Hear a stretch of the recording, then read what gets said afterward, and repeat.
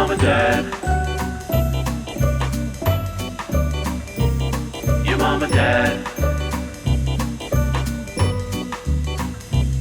Your mom and dad. Your mom and dad. Well, welcome home, family. Welcome.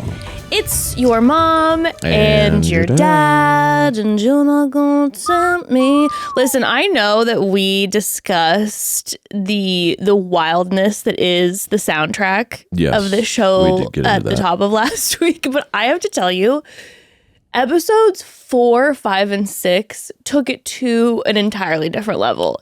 Couldn't agree more. It was so exactly what was happening. It was so blatant. I couldn't even wrap my brain around it. It's also it's not only that, but it's an egregious level too, which is epic. It's very it's in your face. It's not subtle about it too. No. It's like shouting down the down the barrel, this is what's happening, and you're so you're forced to listen to it too. Well, I wonder if now that I'm thinking of it, I remember seeing some article somewhere that said that now on Netflix they have to change the writing of everything because everyone's on their phones the whole time. So they have to make the plot, they have to say it over and over again because people get distracted because our attention spans are so bad now. I wonder if they're hiring these writers to intentionally tell us what's going on so that when we're half paying attention, they're letting us know it's bonfire time now. So quite literal, subliminal messaging. Yeah, literally. You know how they said the Beatles were singing about the devil or something like that? This is a more straightforward approach, which is just look up from your phone, it's the fire time, and you're oh, it's sorry, time you're right. To turn off Instagram and watch this. Yeah, look up. What? Pay attention. Now, maybe that's what they're doing. Maybe it's all part of the actual Maybe they've done technique. test groups, and they're it's interesting when you sing this type of way, people pay attention longer. You know that they have done all the test groups. Likely, this probably they were this is so in your face and so out of control that people can't help but all of a sudden lock in. But I have to tell you what. There was another lyric that I wrote down, and I think it was maybe at the end of episode 5 or the top of episode 6 where they were having some sexy times in the Temptation Haven. And this lyric, I wrote it down. I almost fear to say it at the top of our episode because I'm scared we're going to get flagged because it's so erotic. Oh, God. The lyric said, I want to taste you on my lips to my fingertips. Jeez. Or from my lips to my fingertips. As you're hearing illicit sounds coming, talking about tasting from the lip to the fingertips. Yeah, it's just... we all know that's maybe the most illicit lyric I've ever heard from a show or a song, just in general, ever. I was I couldn't even subtleties. I couldn't even believe it. I'm this is an absolutely explicit rated E song. Okay. Jeez. And they do it too in a way that makes you feel even more uncomfortable. It's not hidden or kind of said fast. Because the way the lyrics and the music match is funny too. Because they'll do kind of pop songs and it'll be intimacy. Intimacy, and you're kind of it's kind of a weird mix. Their mix is weird. Hey, too. They're just trying to tell you exactly what's happening. They're just trying to let you know what is happening. Yeah, I miss you. Yeah. I miss you. Yeah, and you're oh, okay. And the guy's saying, I miss her, and you're oh. So that's also jarring. But enough about the music, but very funny. I mean, very illicit. Fantastic. I couldn't even believe it. This show has officially infiltrated my brain. Because, well, first and foremost, something fun that I always forget until I rewatch a season of Temptation Island is that one of the fun things to do if you have a partner when you're watching Temptation Island is that then at any point when there's a minor inconvenience, Evan's hey babe, I'm so sorry, I'm running 10 minutes late. I can be I'm taking you on to Temptation Island. That's very fun. Yes. We've been throwing that around a lot the past week now is just any minor inconvenience. I'm taking you to Temptation Island. Yes. I love it. It's a fun little, game we play. About 2 nights ago, it became a reality for me because I had a dream that was extremely vivid where you, in all seriousness, we weren't arguing. Everything was great. Everyone was happy in my dream. It's all good. And you were like, I think it'd be good for us to go onto Temptation Island. And in that moment, I realized what I said last week about thinking that everyone should do Temptation Island. I immediately go, I take it back. Yeah, I take it back. I take it back. Please don't make me do this. Just pure torture. So I would like to recant. Okay. I would like to recant my statements from last week about thinking that it's a good idea for everyone to do this. We're like, you were right. And everyone signed up. You approach the partner and they're like, hey, we're going to work on this. I'm not saying that it wouldn't reveal truths to us about ourselves, but I am not going to opt for said torture. You understand? Yes, 100%. It's interesting because it does bring up many good convos. Like we've been having interesting conversations about these people that are not just as simple as are they good for each other. I know. But like it brings up like different archetypes of relationships and people and how they mesh together and desires and wants and needs. And it's like on the surface, the show is very just kind of like, is he going to do it? Is she going to do it? Whoa, whoa, whoa. But then when you actually dive in, you're kind of like, oh, these are... Because I'll be honest with you, you can kind of get into the zone too. Where like, are these real people? You know what I mean? Like they don't seem real. Are they just coming here for the fame? But then you kind of hear them start talking, and you're like, whoa! It's just they are dealing with some actual real stuff. It's just one of those shows that, let's just say, every person on the show is a fake couple and there for fame and money and whatever. It almost doesn't matter because it's I feel like it's maybe the only reality TV show that does this, that you see every person at some point have a reconciliation with themselves. So it's like, I don't even know, maybe you guys aren't even a couple IRL and this is all bullshit. But there's something about this show. You see them kind of that like you have aware. It puts a mirror to almost who you are. And then obviously the Bonfire conversations with our absolute king, Mark, he is just like a mirror of a human being reflecting yourself back to you and processing through and teaching you self-love and all of these things, and where you have to go inward and being forgiving with yourself and all of this. So it is quite fascinating that way, where it's like the only show that even if it's all fake on the surface with the couples, I still feel like I'm seeing real changes with people. I couldn't agree more. Whether good or bad, I don't know. No, I couldn't agree more. And also the people, like most of the time, it seems like they show up for a reason. Yes. That they think is the issue in their relationship. And then along the way realize, I actually am coming to terms with something different than actually what that I thought was the issue now isn't the issue. Yep. And it kind of teaches you that like most of the time, whatever you're frustrated about in your life or your partner, it's usually not the thing. It's like that's a symptom of a different issue. Honestly, Temptation Island is out here just kind of changing lives. Kind of like showing you how relationships work. Including the lives of the viewers. But you're right. And I don't know if you noted that, but our sage Mark said that, I forget to who at one point, where he was like, it's interesting. I think it was Cole, where he was like, it's interesting where you think that you came here for a reason and it turns out that's not even what it was. And and the show does that often. By the way, I would be, if you were to take me on this show, the moment where Cole was talking to Mikey and was like, food doesn't look good anymore, I stare at the ceiling and cry until 2 a.m. I realized that would be me.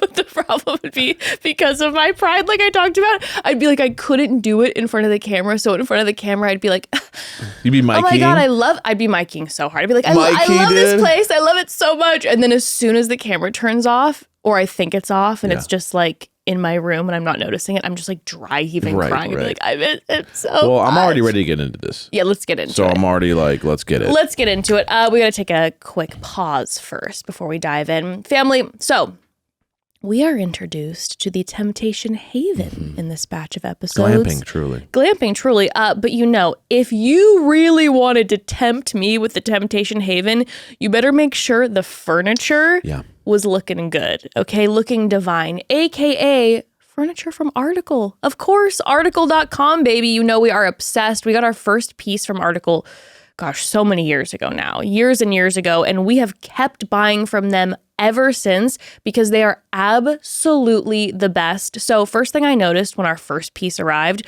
was just how nice everything felt right away. Even opening the boxes, the packaging is so thoughtful. And then once everything is set up, you can feel the quality, the weight of it, the smooth finishes, everything just feels really, really well made. And I can confirm, like I said, that first piece of ours we got years and years ago, their pieces stand the test of time, okay? Time and kiddos and animals and life, like they are good quality. And also, it instantly made our space feel more elevated without even having to overthink it. Yeah. And that's what Article does really, really well. They focus on a curated collection of high quality furniture, so you're not scrolling through thousands of random options. They've got styles like mid-century modern, coastal, and Scandinavian inspired pieces, and everything is designed to mix and match easily, so your space ends up feeling cohesive without a ton of effort. And you can really tell they care about craftsmanship too. The pieces come mostly assembled, the joints feel secure, the hardware is super sturdy.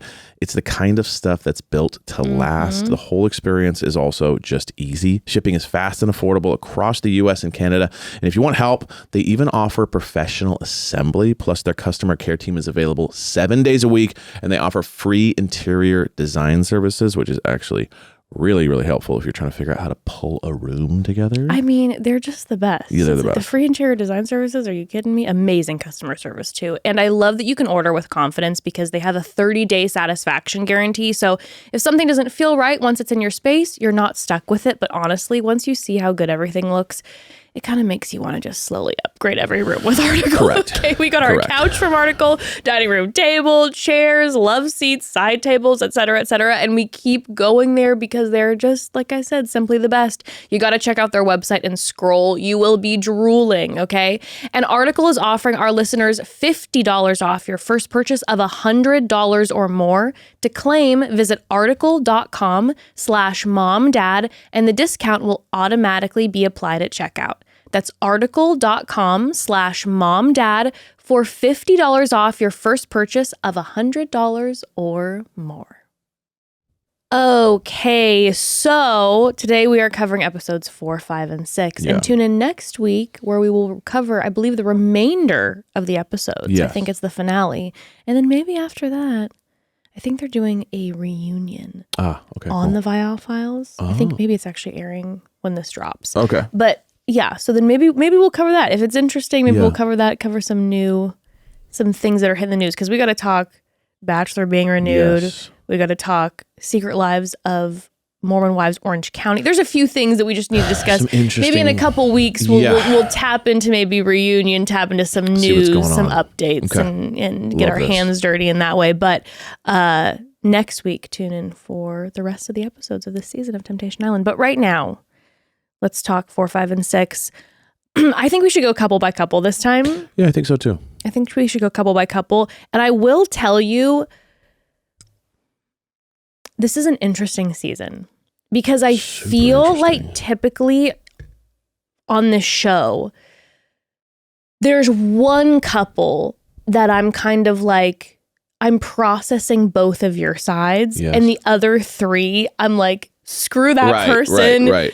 You know, go be free this person. This season's a little interesting because I feel like I kind of, with numerous of the couples, though I definitely feel that there is one person who's maybe more in the quote unquote wrong on something, I'm kind of processing how they're both feeling, at least from what we're viewing. Who knows all of a sudden what the reunion brings when all of a sudden you find out that someone's actually the worst. Sure. But at least from what we're seeing, I've been interested because I'm kind of like, okay, wait a second. I'm kind of processing. I kind of see where you're coming from. I kind of see, and even though you did that and that's bad, but I kind of get why this person, I don't know. It's just, that's been an interesting. Yeah. No, it's not cut and dry. It's a little more complex. Yeah. And maybe my Libra is just Libraing right now. Sure. Maybe there's something moon wise where I'm kind of like, well, let's look at, this perspective. But one couple that I feel it's just been bad. It's just been out of control.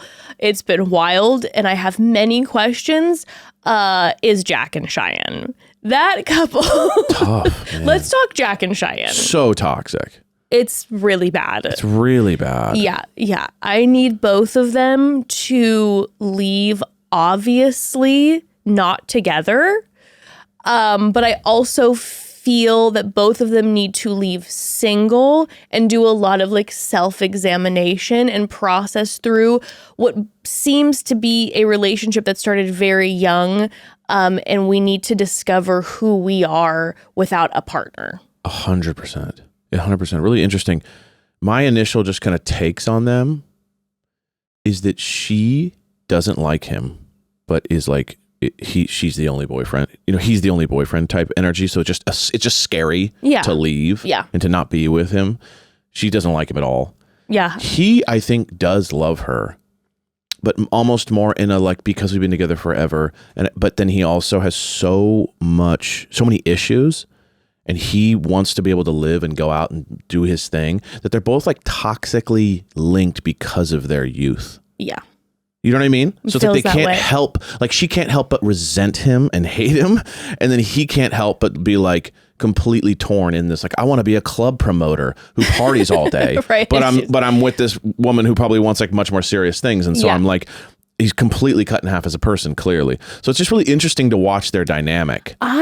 Okay, so this is what I couldn't believe. Let's talk about what was going on with them from the top of episode 4, because this is where I was struggling. Okay. Yeah. So we see that Jack and Carter kiss. We see them post kiss. Yeah. They come back, they're around the whole crew. Carter is telling everybody that they kissed. Totally. So now it's like public news. He's kind of got a smirk on his face. I thought he was going to be panicking in denial. He's always kind of just playing it cool. Hey, like, you never know what he's thinking. I was so wrong. I thought he was going to be like, holy shit, I've locked myself down. Oh no. Right. Now Shyanne won't take me back, and almost push Carter away. What instead happened is that he went into ITMs and he said, but like, Cheyenne's a better kisser. Right. Laugh, laugh, laugh. Later, we have a moment where him and Carter are together and she's like, but you're a guy with a girlfriend. He goes, doesn't it make it kind of fun though? No, I know. It's like, it's so bizarre. It's just like, I can't even, I'm like, this guy doesn't care.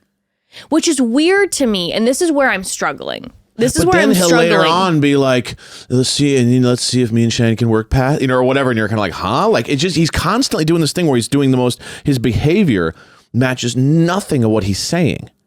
He's the most radical in the house by a mile. Oh, he's the guy that in the group will be like, you guys are all wussies. Yeah. Pants off, take a girl go somewhere, straight to a thing. And then the next video, he's going, and I forget, and we'll kind of see if we can kind of get where we need to get. And I'm like, you're acting like the guy who's completely forgotten about. It's very confusing. I can't read him. No, I can't read him at all, Evan, and it's driving me bonkers. And then, also, in the interviews, he's kind of mature. He's kind of like, and I think it's just really about taking accountability and understanding each other. And then the next thing, he's the most out-of-pocket person there. I live to read somebody, so I am angry because there's a couple people I'm having a hard time reading on this season. I can't read him. Okay, this is the best read I can get on him, because we have him at Bonfire being like, I don't want to talk badly about her. Right. And he won't really talk badly about her. And then we end up finding out, okay, so after him and Carter kiss, he's sitting with the guys and they're like, man, the way that Shyanne talks to you, I'd never let a woman talk to me that way. And then he's like, yeah, well, it's kind of crazy because, a year after we started dating, 2 years after we started dating, she got drunk and made out with someone from her past. So she cheated first. Which, hey, is breaking news. Because his whole thing was, he's the cheater. We now are like, he's been paying for it forever. And then we realized she cheated first. And it's like, but then his thing is like, he went all the way. She didn't, whatever. Breaking news. Why aren't we talking about this more? Oh my God, I'm waiting for the Bonfire where it's like, where Mark can slip in like, hey, quick question, Shyanne. You technically cheated first. So can we talk about how you feel about that? Because now I'm not trying to take away the pain of him having sex with another woman, her texting that woman, your lips, which one's so gnarly, okay? And obviously, we've now seen over these past couple episodes how Jack's behavior is completely unhinged. So I understand why this woman doesn't trust him at all. Right. But it's a key piece of evidence here. Technically, she cheated first. So in the moment later at the bonfire where she sees him kiss Carter and she's like, you piece of shit. You trash, whatever. Like, okay, yes, they've been now dating for 5 years. It's been longer, but still, where's the... oh my God, okay. My thing is not it's forgivable what he's done. No. My thing is it should have been said early on, we both cheated on each other, now we've stopped, but he's still kind of living this life that's wrong. But the lead the entire episodes with he's the cheater, he's the bad guy. Then just like he just kind of mentions it once and they go, huh? And then they move on past it, never to be mentioned again. I'm going like, so this is where I'm feeling kind of essential. This is where I'm feeling confused because he just kind of dropped that info to the boys. Yeah. Right? Hasn't said it at a bonfire, hasn't brought it up like really publicly. Right. And then even Mark said, you kind of, anytime she does something, you kind of go, well, it's my fault. Or he says stuff like, I don't want to make her look bad. Yeah.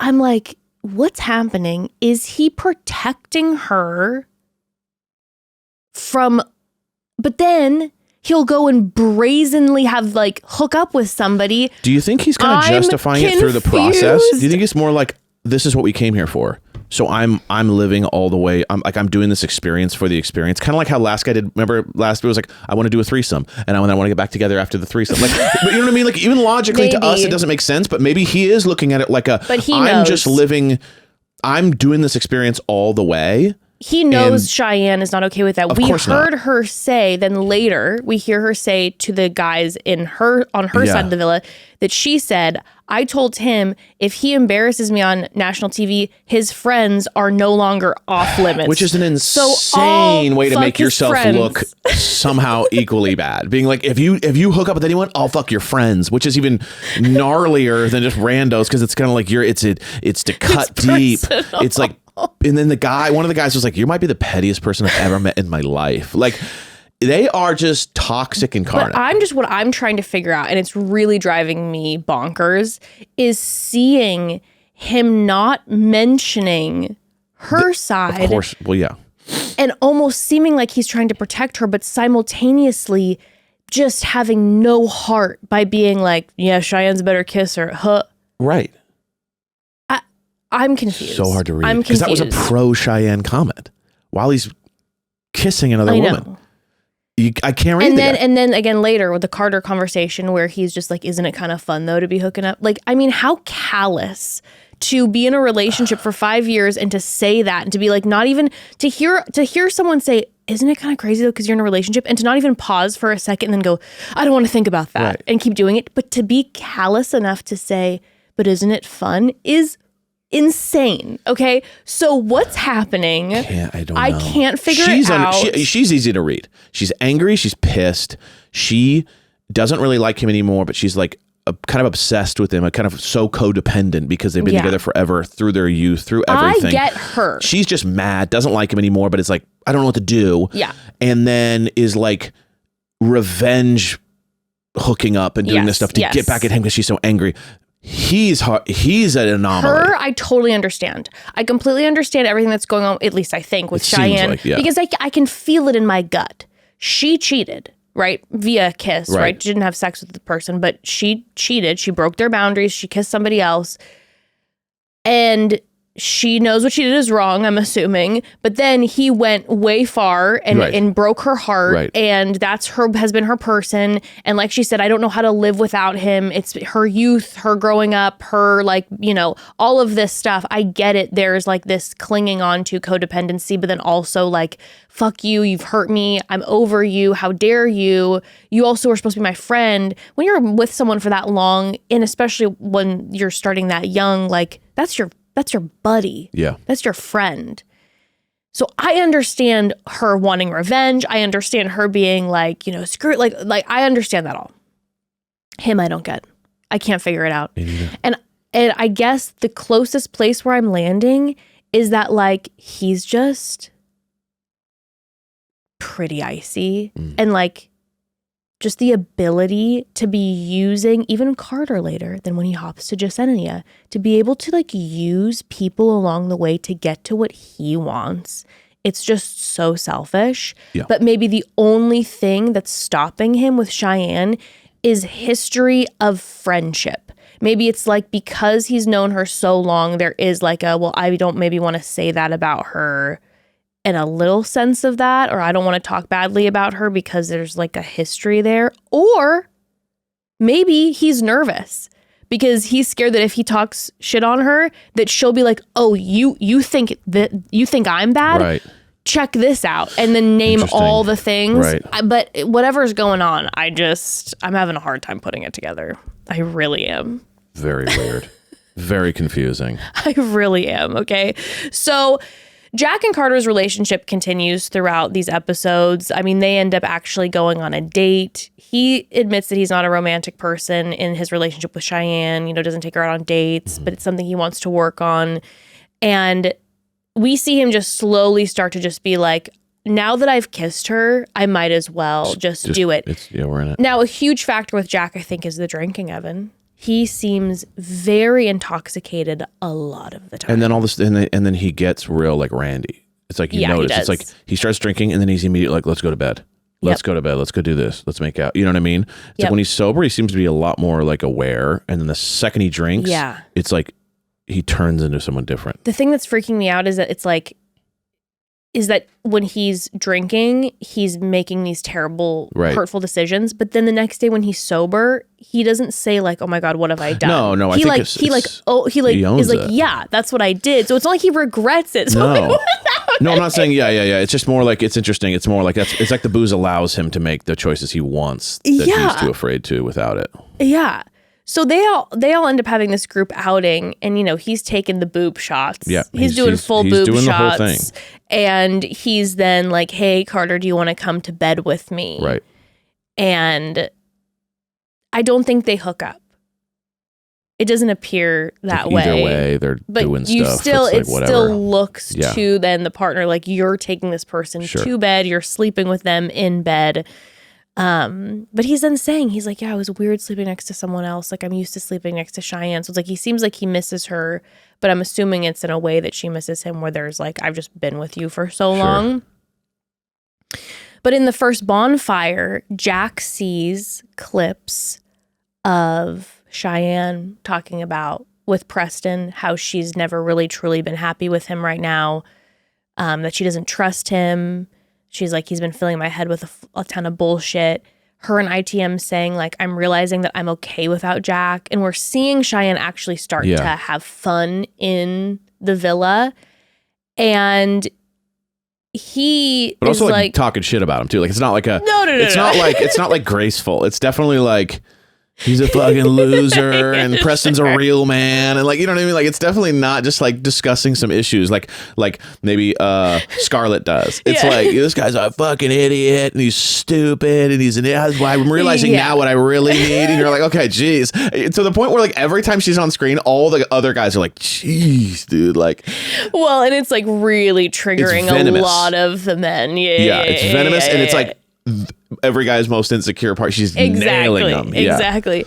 But he's like, yeah, I'm not surprised. She's like, she's not super wrong. He's like, no, our happiness has faded. And he's like, it's hard to hear, but I can agree that we aren't happy in the relationship. And he's like, I feel like I lost myself and I don't feel judgment here. And I'm kind of like exploring myself, And I think that's a part of it too, is it almost feels like, and I think I mentioned this last time, watching Shyanne when she first got into the villa, which then obviously then she got upset and sad and missed him. But at first she was like, let's party. And I feel like Jack is like, let's party. I feel like they're 23, 24. They've been together since they were younger, maybe 22, 23, whatever. They're young. But they've been together since they were like 18. Yeah. It's almost like they're literally using Temptation Island as their single college experience. Right. / like excuse to break up or something. But like also then simultaneously like hurting each other like crazy because they are still together. But they're like, he's using it as a way to literally just be like, I didn't get my single college experience, so I'm just gonna party my face off and drink like crazy. Right. And now she's like, well, so then what we get to is we see Shyanne then seeing the clips of him kissing another woman, and now the switch is flipped, and we will talk about it. But we got to take another quick pause. So we're watching some tough convos between some of these people at Bonfire, okay, about who they think is the right person to be the parent of their future child. And those are big conversations, right? But if any of these folks decide to have kiddos one day, I do have one suggestion, and that's Hiya Kids Multivitamin, okay? Let me back up. I'm curious if other parents feel this too, but one thing that's honestly always sitting in the back of my mind is how much processed foods our kids are surrounded by. Like, we're all doing our best, but it's everywhere. And sometimes I just wonder if they're actually getting what their bodies need to grow and develop. That's a big reason why we started using Hiya, because when you actually look at a lot of kids' vitamins, they're basically candy. Some have up to 7 grams of sugar per serving, plus artificial dyes and additives. And I was like, wait, this just does not feel right. Hiya took a completely different approach. 0 sugar, no gummy additives, just clean nutrition. And somehow they've made it so that kids actually love them. Ember loves the taste of her Hiya vitamins, and on top of it, she was obsessed with the fact that they sent stickers to decorate the reusable vitamin bottle with the first order. She wrote Vitamin Queen on hers with the stickers, and now taking her vitamins every morning is something she asks to do. It's a parental gift, truly. What makes Hiya stand out is how thoughtfully it's designed too. They looked at what modern kids are actually eating and what they might not be getting enough of, and built their formula around those nutritional gaps. Working with pediatricians and nutrition scientists, they created a chewable vitamin that includes a blend of 12 organic fruits and veggies, plus 15 essential vitamins and minerals. And the ingredient list is really, really clean. Non-GMO, vegan, dairy-free, allergy-friendly, gelatin-free, nut-free. They've also earned the Clean Label Project's highest purity award, and test every batch for heavy metals and contaminants, which as a parent is something I really, really appreciate. And it's super, super easy. You get a reusable bottle with your first order, and then they send refill pouches each month. So it's one less thing to worry about. And here's something every parent needs to hear. If getting your kids to eat vegetables feels like an impossible daily battle, Hiya's new Kids Daily Greens Plus Superfoods is a total game changer. It's basically chocolate milk stuffed with veggies. It's a greens powder designed specifically for kids that's packed with 55 plus whole food sourced ingredients. Just mix 1 scoop with milk or a milk alternative and watch them actually enjoy something that's secretly fueling their growing bodies. Ember loves it. I'm so grateful for it. 55 plus whole food sourced ingredients. That's incredible. So we've worked out a special deal with Hiya for their best-selling children's vitamin. Receive 50% off your first order. To claim this deal, you must go to hiyahealth.com/mom-and-dad. This deal is not available on their regular website. Go to hiyahealth.com/mom-and-dad. That's hiyahealth.com/mom-and-dad, and get your kids the full body nourishment they need to grow into healthy adults. Okay, so back to Cheyenne's first bonfire of these episodes. Seeing Jack kiss Carter, she then sees him say, let's go to bed together, and then close the blinds. And she's like, did they just sleep together? Right. By the way, just thing to think about whenever, if you ever go on this show, family, you know they'll always show you the worst thing. Right. So if they show you your partner and they go into the bedroom and close the door, that means that they didn't actually hook up. Right. You'd hear the kissing sounds, or they'd give you more. Okay. Right. So they're trying to push you. Now, granted, of course, at this point he has kissed her and then they did go, but I think they always show you the worst, always. Yes. So you have to know that. Right. But he's made out, and then she even says you're so dirty. So he's clear, there's clearly they're playing with the boundaries of fully going all the way. Of course. So it's like something, she knows something happened, and Yeah. obviously she is absolutely livid, and she's walking off. She's like, I can't do this anymore. I can't do this. And love is not real, she says. Love isn't real. She's understandably so. That is so gnarly. To witness it is so gnarly. Gnarly. My stomach drops for anyone being put in that situation. But then Mark says, he's like, you're saying he's a loser. He's never going to amount to anything. So in your anger and your sadness, you're saying words that sound like a bigger issue. clock that because that is so, I was thinking about that and I was like, that is such a powerful thing. When in your anger, you're like in your heartbreak, you're saying, like you're speaking the truth that you feel. You're like, he's a loser. I can't stand him. He treats me terribly. It's like, correct. So that's why you don't want to be with somebody like that. And this is so devastating to have to witness. But even Preston, when Shyanne goes back to the villa later, he's like, worst case scenario is that you stay with him for 5 more years versus I know this was really hard to watch, but now you know for a fact who this guy is. Yep. Right? 100%. So it's like, that's the thing about this show. It's like, it's so unbelievably painful. But when you have those moments where they're like speaking the truth of what they feel out loud, and then you actually listen back to like, oh, what I'm saying, how I really feel about this person. Oh, I don't want to be with somebody like that. Right? Yeah. You know? Yeah, 100%.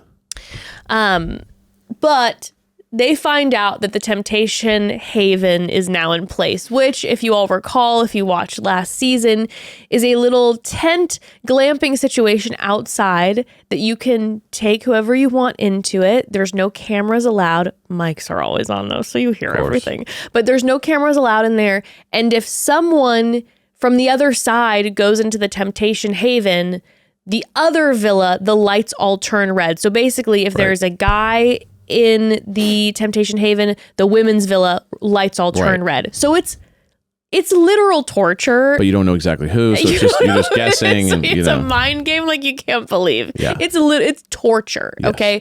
So as soon as Shyanne gets home, she's like doing Let's get messy. Yeah, you know curls I mean? the finger to Preston and takes him into the Temptation Haven. And Jack right away is like, I know that that's my girlfriend. Yeah, he knows. He's like, I know that she's doing. I know her. I know her. And I know she's doing this. To get back at me. He knows his girlfriend. But we hear Shyanne and Preston kissing, and there's this moment where he's like, are you good? And she's like, I am, I'm fine. And you're like, oh, and it made me hurt. It's kind of like the performance got real once they got alone, and it's kind of like, and it's like you hurt, and you're like, oh my gosh, no, you're using this. And then Preston's also like, you know, he's a person who's feeling. It's just, it's messy. Yeah, it was messy. It's messy, and then they end up having dates. And Preston and Shyanne go on a date and she's liking him, but she's like, you know, I've only been single for 24 hours. So by the way, from her perspective, she's single. Right. So now she's like, we're broken up. A bit of the, oh my God, Mikey and Sydney, where it's just kind of like once Sydney made the call. It's like, she's like, we're done. We're done. we're not seeing if. We're no longer together. Yeah. But Jack and Carter go on a date, and there was a moment that made me laugh so hard where he's like, well, what do you think you want where your relationship to go? And she's like, I actually don't think about where a relationship will go often. And he goes, it's crazy because like, I think we have that in common. Like, I don't really think a lot about that stuff either. And I'm like, okay, so this is a very young. And he's also saying stuff to her like, you're my favorite in the house. And I'm like, well, I'd hope so. Like, at this point, like, that'd be crazy if I wasn't. But clearly, you know, he's saying that for a reason. Because it's not the case. So it's just interesting though that it's kind of weird how they both kept it super surfacey, even though it looked like they were really advanced. Because they're spending every second together. Yeah, and like they were hooking up and talking, and every date was with each other. So it just really made it look like, oh, okay, they're on something. But then they both kind of are like weirdly, totally aware of how like not serious it is, and how it's just like a hookup situation. Yeah. Because later on. Yeah, we'll get there. You know what I mean? But it's oh my gosh, you guys are on the same page. Like, that's crazy. Like, it was surprising to me. Well, I just am happy that they are, of all the chaos that's been created because of it, that more people weren't hurt. It seemed like. Yeah, I mean, it's like at least they're just kind of on the same page. Like, what I'm saying is like for her sake, it's like that she seems to be keeping him at arm's distance, seemingly knowing like I'm enjoying this for it being a thing, but I'm not. Doesn't seem like she's taking it so seriously. I was worried about Carter. I was worried about her. I was worried about Carter. So but who knows? It could be she might be really struggling. But at least it seemed like it. But when they go back to the villa, Summit starts another game.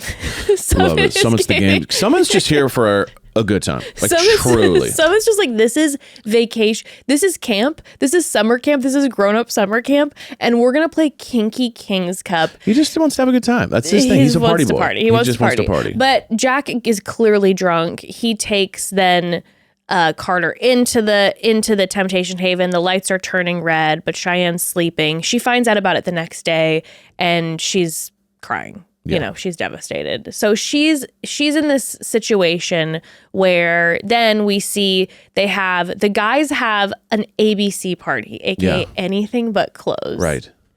Show's wild. Some of those outfits were wild. It's always the guy's side that's crazy. I know. we talk about this every season. It's like the girls bring the party to the guys who are on the show, a party, and then the ladies' side is always much more chill, much more conservative, much more calm, much more kind of like playing it easy, you know.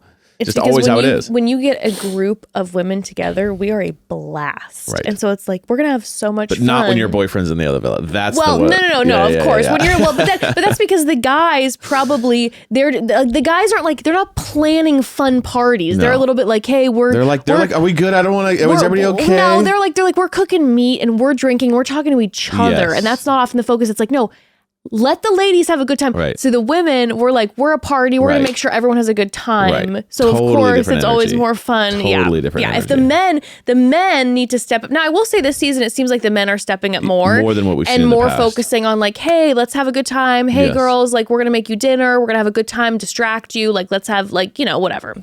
But the men are having the ABC party and the women are having the foam party, and Cheyenne ends up going into the Temptation Haven again with Preston. This time it's elevated. We hear her moaning. Yeah. We hear him being like, does that feel good? Right. No, they're definitely, like, they're do going you like all the that way. View? Yeah, no, they're going all the way. Wildly explicit clips that we're hearing. Explicit. I'm like, this is scandalous, okay? 100%. But Cheyenne's still in that in between a little bit where it's like when she sees the light turn red because of Jack, she starts to cry. Right. But then is also like down to start getting playful with 100%. Preston, having a better time. Now Jack, this is where it gets crazy. Jack, he's getting a lap dance from Carter. He's just been hooking up with Carter. Right. We then see him talking to Jess. Out of nowhere, too. Like we had never seen them mention each other, talk to each other, flirt, have a moment, nothing. Just like all of a sudden he's like, yo, what up? It's like, what? Out of nowhere. And he like is like saddling up next to her. And he's like, you've got the baddest body in this crib. And he's like, I wanted to take you out on a date from the get, but I know it's going to start a lot of shit. He's like, but I don't give a fuck. He says that in ITMs. I don't give a fuck. And then he asks Jasenia to go with him into the Haven. And she's like, this is messy, this is bad, but she follows him in. She's like, you were in here yesterday with someone else. And then we hear him, they're in the Haven, and he's like, are you attracted to me? And she's like, that's a bra. That's my bra. You're crazy. He's like, I need you to sleep in my bed tonight. She's like, button up your pants. I mean, it is wild. Like, they are, if they're not hooking up, they're getting close. I mean, he's really trying to. He's like, really that's trying. The vibe. But then, you know what? The next ep we hear her moaning, and she's like, that turned me on. So it's like they're hooking up. This man in ITMs is like, I don't give a fuck. He literally has been taking Carter on every date. He's cheating on his girlfriend. And then out of the clouds, he's like, I think she's super hot. Come with me into the Temptation Haven and have sex with me. And that is where I'm like, this is a whole different level. That's kind of when it really exposed him. This is like to a whole nother level. No wonder your partner does not like you and does not trust a thing about you, because you can sense when someone is completely untrustworthy. And this is a whole different level of untrustworthy. This is a person who, again, has no then consideration for Carter's feelings. It's like this even goes beyond your girlfriend. Like this is now, you're hurting everybody and you just don't care because you want to feel good. Wild. Full just My ripping. jaw was on the floor. Wild. But whilst this is happening, Cheyenne's getting in her bed with Preston, And then we see them, at least it appears, to be full blown having sex on camera in her bedroom. Oh, yeah. And she's like, you're giant. And it's well, she's gone way farther too in regards to like now that like they're like cuddling in bed the next morning versus Jack's kind of in that like he's kind of cheating.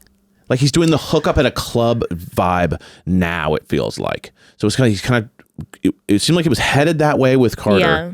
And then it kind of went off. Now he's just kind of hooking up, where Shyanne has definitely moved on, it seems like. Or at least is really trying to. Where she's just going, I'm going to get like a boyfriend for this TV show for a while and just like be gone. Jack is having every woman in his bed constantly, but then waking up the next day being like, it's not the same as Shyanne. Exactly. And Cheyenne's like, we're done. Peace out. Exactly. I've moved on. Now, I'll tell you what. And they say this about women. Yeah. It's, when people are like, oh, she moved on faster. It's like, it's because often a woman, they say, by the time they end a relationship, has been done with the relationship for months, but has put in so much legwork to try to figure it out and work through it and keep it going, but has known but has felt these problems for so long that by the time that the end actually happens, they're it's like, because they've worked through it all and they've been trying to make it work. Yeah. And then the guys, because they haven't actually been listening to how the woman feels and the problems, are like, wait, what? And are shook. Right.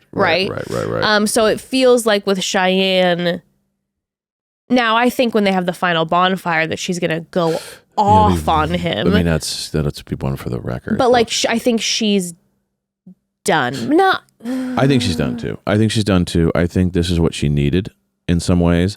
And the fact that she's already kind of just like multiple times hooking up with this guy and then like waking up the next morning in bed and just like, before it was tears, now it's like she's just having fun. Yeah. Like there was a revenge hookup energy in the beginning, and then like a day or two later, it seems like now she's kind of just like right. And we see it in the second bonfire. Yeah. So when we get to the second bonfire, Jack is. You can request two. You get shown a clip. You can request a second clip if you want. Yes, so they're doing it. They're doing it differently. Like, hey, you can watch the first, and then if you're done, you don't have to watch the second, or you can watch the second. And Jack ends up seeing her just being extremely intimate with Preston, and he's like, it's mind-boggling, but like, I get it. It's almost like he is feeling like it's almost like he's like, oh well. Almost relieved, like, well, at least she's now doing it too. We're 1 for 1. Yeah, where in his mind, it's like instead of being like, listen, Jack, she saw you hooking up with somebody, so now. But he looks at it like an equation, like, oh, you did it, now I did it, we're good, or I did it, now you did it. It's like the same, we're good. And then when she sees his, she's seeing him take another woman into the Haven, right. She's like, and surprised. She's like, that's Jack. Right. She's now, he's like, or she says he's now showing everybody who he is. But that's the difference though, is that she doesn't request the second clip. Yes. So that to me was a difference. Like Jack requesting a second clip after watching her hook up showed me that he's still interested in being with her. Yeah. Her not requesting a second clip showed me she's more done with him. That was my kind of read on that. I hear you. I will tell you what. She's the one who I could see going back to him in the end. Even though it's like, I hate him. I'm having sex I could with definitely see else. toxicity. Like they run into each other. Like, you know what I mean? Or like, I think it's like, I could see that they're happening. the type, because it's like they've been together for so long and she keeps saying, I can't live without him. I can't live without him. That the toxicity, I mean, I hope it doesn't, for both of their sakes. I think that they so are not supposed to be together and it's so toxic, but I could see it's like it just getting crawling. I think there's back no in. way they get back together on the show, but there's totally possible that they get back together like after the show in real life again. So you think maybe like in the reunion we're going to hear that they... That's kind of what I'm saying. If they get back together, it wasn't at the reunion. It's not at this finale. It's like 2 months later, they kind of go, I'm sorry, and I miss you, and I miss you too. And once real life actually hits. Okay. Making a guess here. Okay. Final bonfire. She leaves with Preston to be kind of like a fuck you to Jack. No. Like I felt okay. But you want my opinion, or I'm giving you mine, and then I want to hear yours. Got it. She says she leaves with Preston as a fuck you to Jack. Yes. And is like, I don't need you. I found a real man, and he treats me this way, and he treats me this way.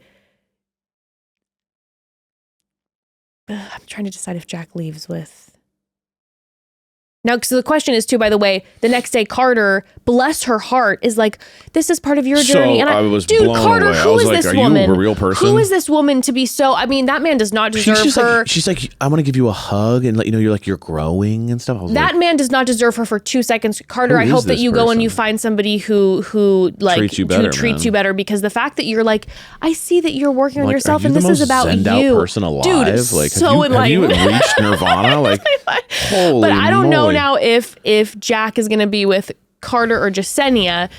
I don't think he's going to walk away with anybody. I think she will alone walk away with Preston. I think Jack is going to try to get back together with Shyanne. Cheyenne's going to say, no, I'm leaving with Preston. And then when we get to the reunion and hear the tea, I think they hooked up. I think her and Jack hooked up while she was with Preston. Okay. That's what I think. Okay. That's my guess. What do you think? I think that he's going to show up without anybody. Okay. Because he's going to be like, want to get her back. Okay. I don't think she's going to do the Preston. Maybe. Because even in this, like, even in the second Bonfire, Mark was like, so anybody you're interested in? And she's like, just a buddy. Like, so she wasn't being like, I met an amazing. But I think she's going to do that because to be maybe, like a screw you, Jack. Maybe, like, but look at this man. Sure, it's possible, but I just feel like she's not into him more than like physically, and that he's like a nice distraction. Yeah. But I don't think she's actually that into him. It just doesn't seem that way. So I think that like they both leave single, and they do hook up. They might get back together, but they definitely are going to hook up in the interim if they're not with someone. He's definitely solo at the finale. Okay. There's no way. He doesn't like Jasenia or Carter relationship wise. I think he likes them and he thinks he's attracted to them. I feel 50-50 that's my personal opinion. Okay. Yeah. All right. Well, we shall see. Well, that's Jack and Cheyenne, and it is pure chaos. Pure chaos on it. But I am very interested to see how this is going to shake out, even though I do feel pretty confident that one of our guesses will be correct. Yeah, they're the least deep issues in my opinion. They're pretty like surface level just issues where it's like clearly been together forever, clearly they're bad for each other, clearly there's a lot of resentment and anger there, but they're kind of codependent, chaotic, toxicity, need to break up immediately. I'm waiting for the conversation about her cheating first. I know, someone needs to be like, can we at least chat about how this might have started this whole thing too? Like, I don't know. Yeah, I want details. I want details. Also, it's like, oh, Jack, have you numbed out because it hurt you from the very beginning? And you started the whole relationship. That's kind of what I'm saying. And then he's just like, fuck it, and like, whatever. I don't know. It makes it so much more interesting. It's so complex. Okay, so let's move on, but we got to take a quick pause first, family. So listen, we have been watching some absolutely unhinged moments of these people's lives. So I guess I'll share something unhinged about myself. The other day I realized I have a full photo album on my phone that is just of our dogs, Ashley and Arthur. Not like mixed in with family photos. I'm talking like dramatic, like looking out the window, them sleeping, action shots, a day in their life, me setting them up with cute little outfits. I've basically become a full-time documentarian of our dogs' lives. And then I look at those cute pics at night once they're curled up asleep on the couch next to me because I miss them already, even though they're right there. Do you understand? But I feel like if you're a dog parent, you get it. They're not just pets, they're family. And when you love them like that, you want to give them the best of everything, especially their food. Yeah, and if anyone understands that level of obsession, it's Ollie. It's Ollie. They're all about delivering the best experience of both you and your dog. Their fresh recipes are delivered by real chefs and backed by vet nutritionists using high quality ingredients. Everything is tailored. You tell them about your dog and they create a personalized meal plan with perfectly portioned meals. They even send you a pup tainer, which I love, and scoop, so it's super easy to store and serve. But what's really cool is that Ollie goes beyond just food.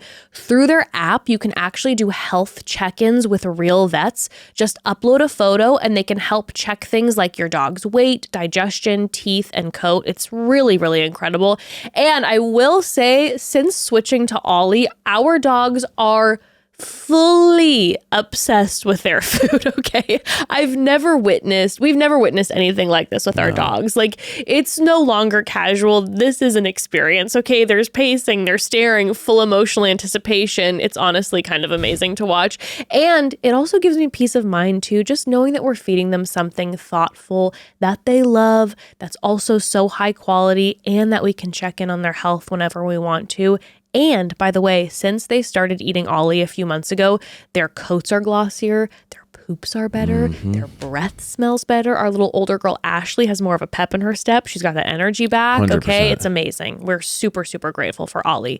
Get ready for both you and your pup to be obsessed. Head to ollie.com/momdad. Tell them all about your dog and use code MOMDAD to get 70% off your welcome kit when you subscribe today. Plus, they offer an obsession guarantee. If you're not completely obsessed, you'll get your money back. That's OLLIE.com/momdad and enter code MOMDAD to get 70% off your first box. Ollie, feed the obsession. 70% off. That's a Unreal great deal. Check them out. They're the best. Seriously. Okay, let's discuss Summit and Kaylee next. Okay. Now, this couple, Evan. Oh, okay. I'm going to say this, and I fear I will regret it. Okay. I feel I'm going to end up having to like dial this back because unfortunately men often, not you, my love, but men often, especially in this reality TV world, disappoint. Mm-hmm. I like Summit. No. I like Summit. I can't help it, okay? Here, this is what I wanted to say. Yeah. Last episode, I was saying Summit is that forever party frat friend that everybody loves, and I still believe that, who never gets held really accountable and gets away with everything. I still believe that. But the last few episodes in our first premiere recap, I had this underlying feeling, especially when we heard about what he had talked about with her body and stuff, that I was like, I think there's this underlying thing where he's different when she's alone with him.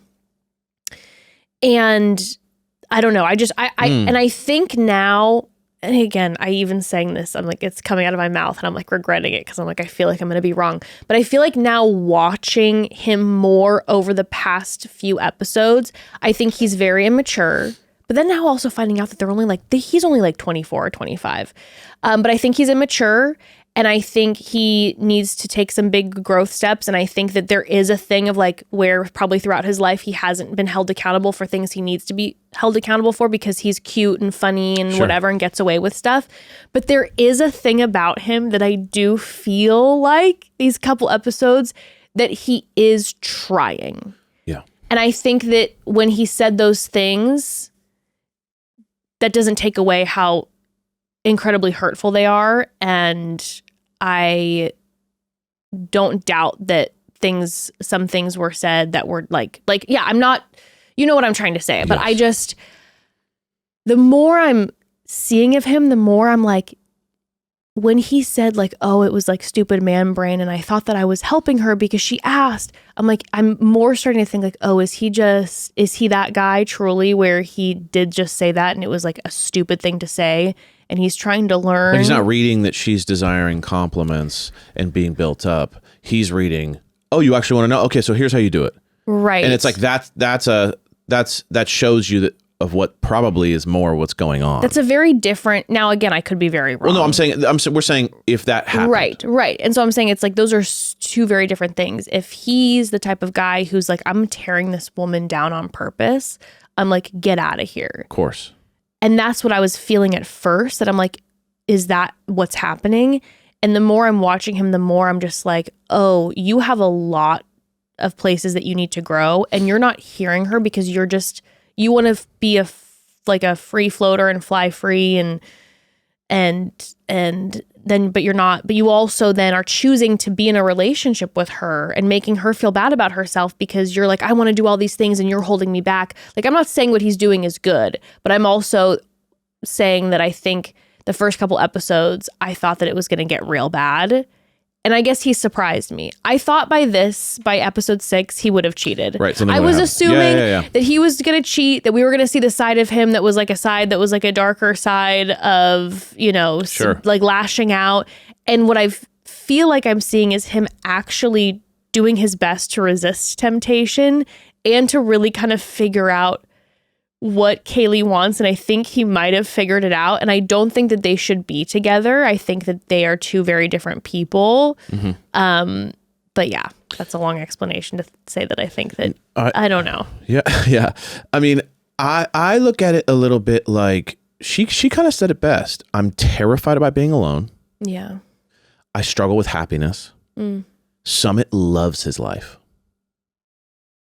And I think that there's a level now of like, he's Peter Pan having fun, love my life. She's more serious, definitely probably thinking more serious. She's thinking kids and all this stuff. And then he's just like, dude, I just want to like go skiing and then go surfing and have fun and just go to the bar and then like, you know what I mean? Have exciting conversations. And I truly think he's like a very, like a joyful person who wants to experience life all the way. And I think that she probably takes that vibe as like, you're not taking me seriously and you're not like invested in me. And I think, to be honest with you, if I'm being honest, I think she's too insecure to be with someone like him. Not in a mean way. Just like yeah, I could never be with someone like him. Well, that's what I'm saying. I think I could never. Do you know who I think he'd be great with? Who? Scarlett. Interesting.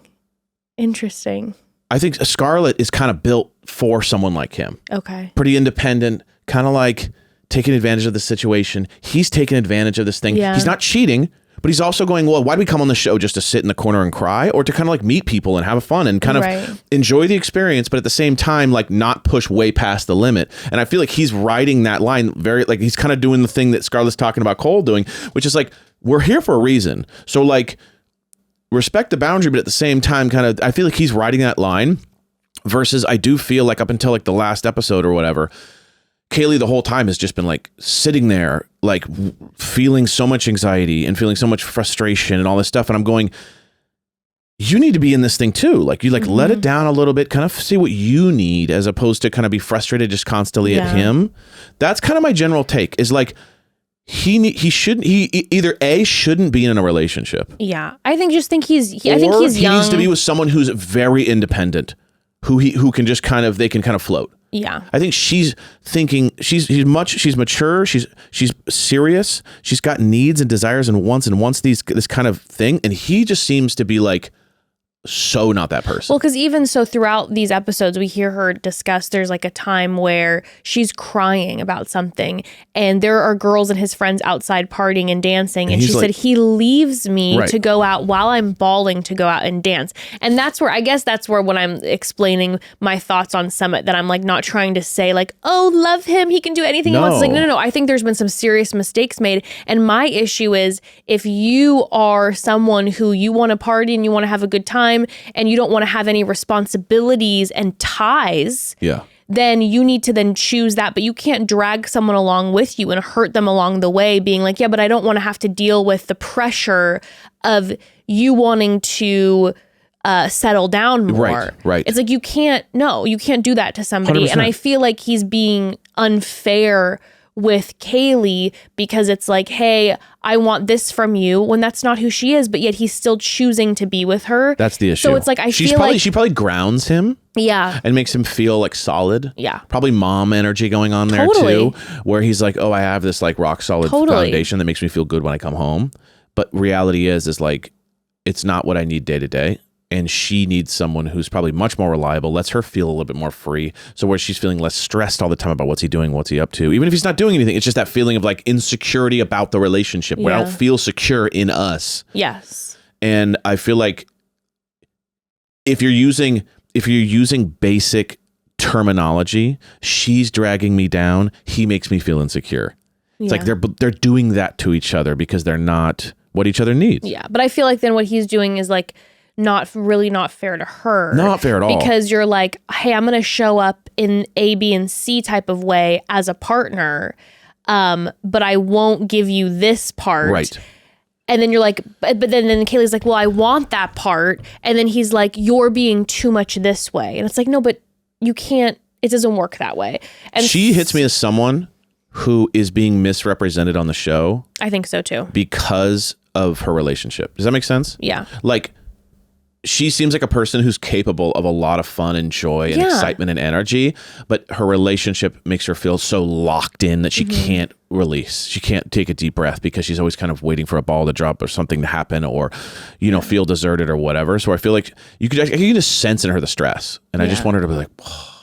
Yeah. I guess my speech earlier about Summit was because I just had this, like, I had convinced myself that he was going to start cheating on her like a madman. We were ready for him to be Jack. Yeah. I was thought he was going to start cheating on her like a madman. And I then also thought like we were going to see this like more like agitated side come out. And I guess I've been surprised with how he's been trying to process things and handling some stuff. I guess I've been surprised, and then I'm looking at it more in a way of like, oh, these are two people who want very different things, who are attracted to each other, but need to just let each other go because they're hurting each other.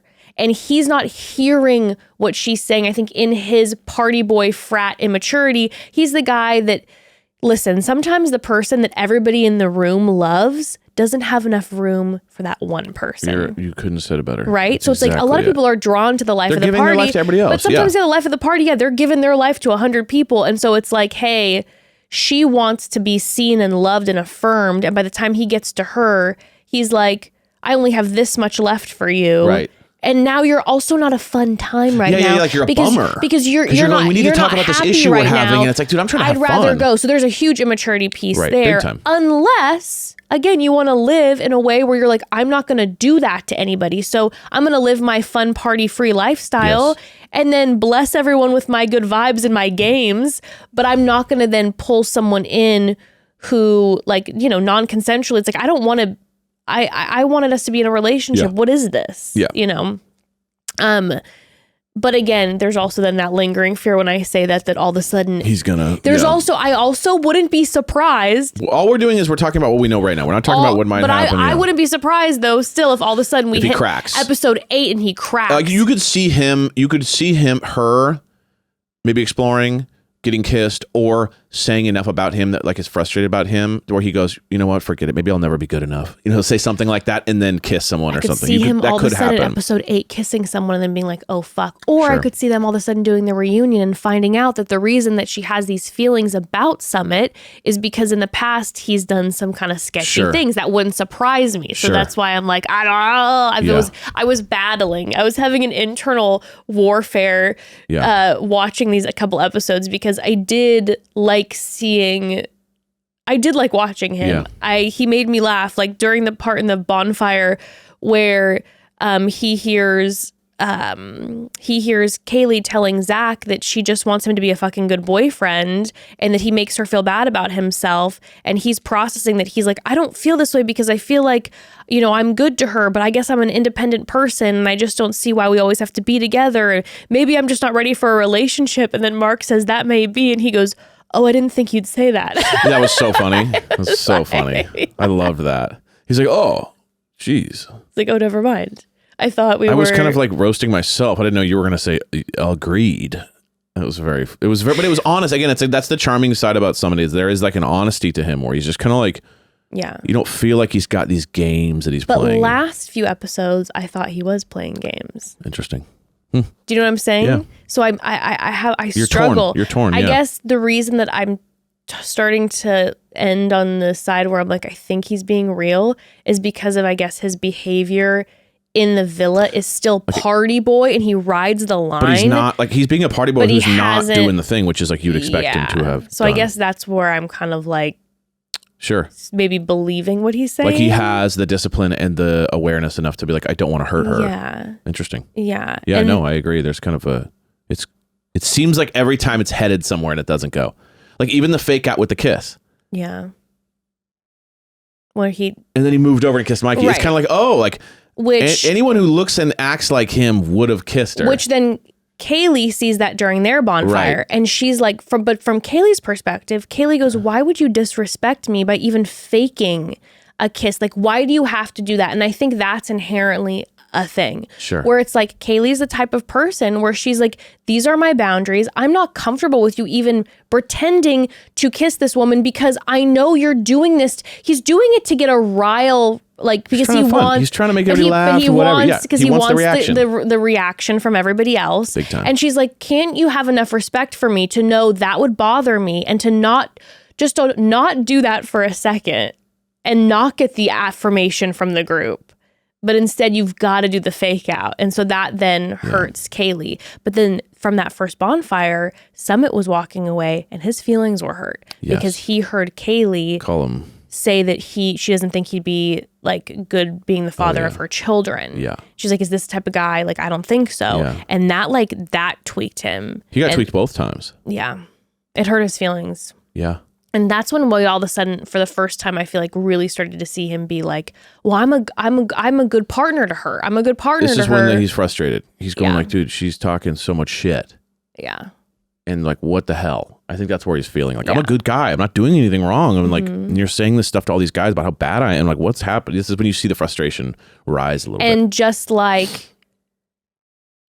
kind of in a Cole vein, we then see Mark consistently telling him about like really examining what Kaylee's actually trying to say. Right. Because you're missing what she's saying. And then we have Mark on the flip side when he's talking to Kaylee, his conversation with her is constantly like, hey, you're a gem, because he sees where her hurt lies, right? Yes. Where it's like she's really struggling and having a hard time being like, I feel disrespected and like I'm not enough constantly, because he probably is the guy who gets, everyone is always like, Summit. And she's like, dude, I'm the backbone that gets, the shit end of the stick during this.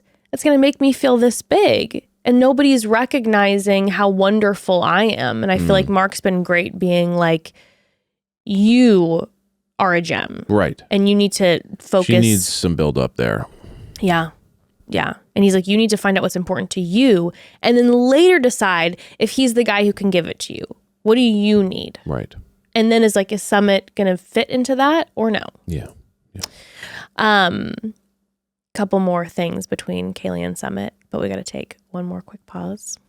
So listen, those tempters and temptresses have some gorgeous hair, right? Yes, they do. And I'll tell you what, truly good hair days, they do more than we give them credit for. I mean, if I'm being vulnerable, that's at least how I feel. Like when my hair feels healthy, I just show up differently. I'm not constantly checking in, adjusting it, thinking about it. And I just feel more like myself. You all know that I had my hair struggles for years and I was trying to find a solution. And I'll be honest, I decided to try Nutrafol because I heard rave reviews from people I trusted, but I was a little skeptical at first because there are so many things in this space. Well, here's the deal. I started taking Nutrafol about 2 years ago and I could not be happier. I started noticing changes about 3 or 4 months into taking it and I stayed consistent taking it. And now, wow, look at my hair has grown. Unbelievable. So much when it never was growing before. Okay. It feels stronger. It looks fuller. I've seen way less shedding, which is a big one for me. I mean, it's incredible. The locks, We saw some family members the other day and they were like, your extensions look great. And you're like, it's true. They thought when they had last seen me that I was rocking extensions. And I was like, no, it's actually my Nutrafol hair. Yeah. And that's really what Nutrafol is designed for. It supports hair health from within with a more targeted, proactive approach. It's the #1 dermatologist recommended hair growth supplement brand and the #1 hair growth supplement brand personally used by dermatologists. Their supplements are peer-reviewed, NSF certified for sport and clinically tested, and they offer multiple formulas for men and women tailored to different life stages like postpartum or menopause, and even lifestyle factors like plant-based diets. So it's not one size fits all, and adding to your routine is simple. You can order online with automated deliveries and free shipping so you can stay consistent. Plus, with a subscription, you can save up to 20% and get added perks like a free Headspace membership. And I think that consistency piece is everything. It just becomes one of those daily habits where over time your hair starts to feel like something you enjoy again instead of something you're stressing about. Nutrafol makes it so easy, and wow, I am so forever grateful for Nutrafol. I've recommended it to numerous close people in my life over the last few years, and all of them, every single one, have loved their results from Nutrafol.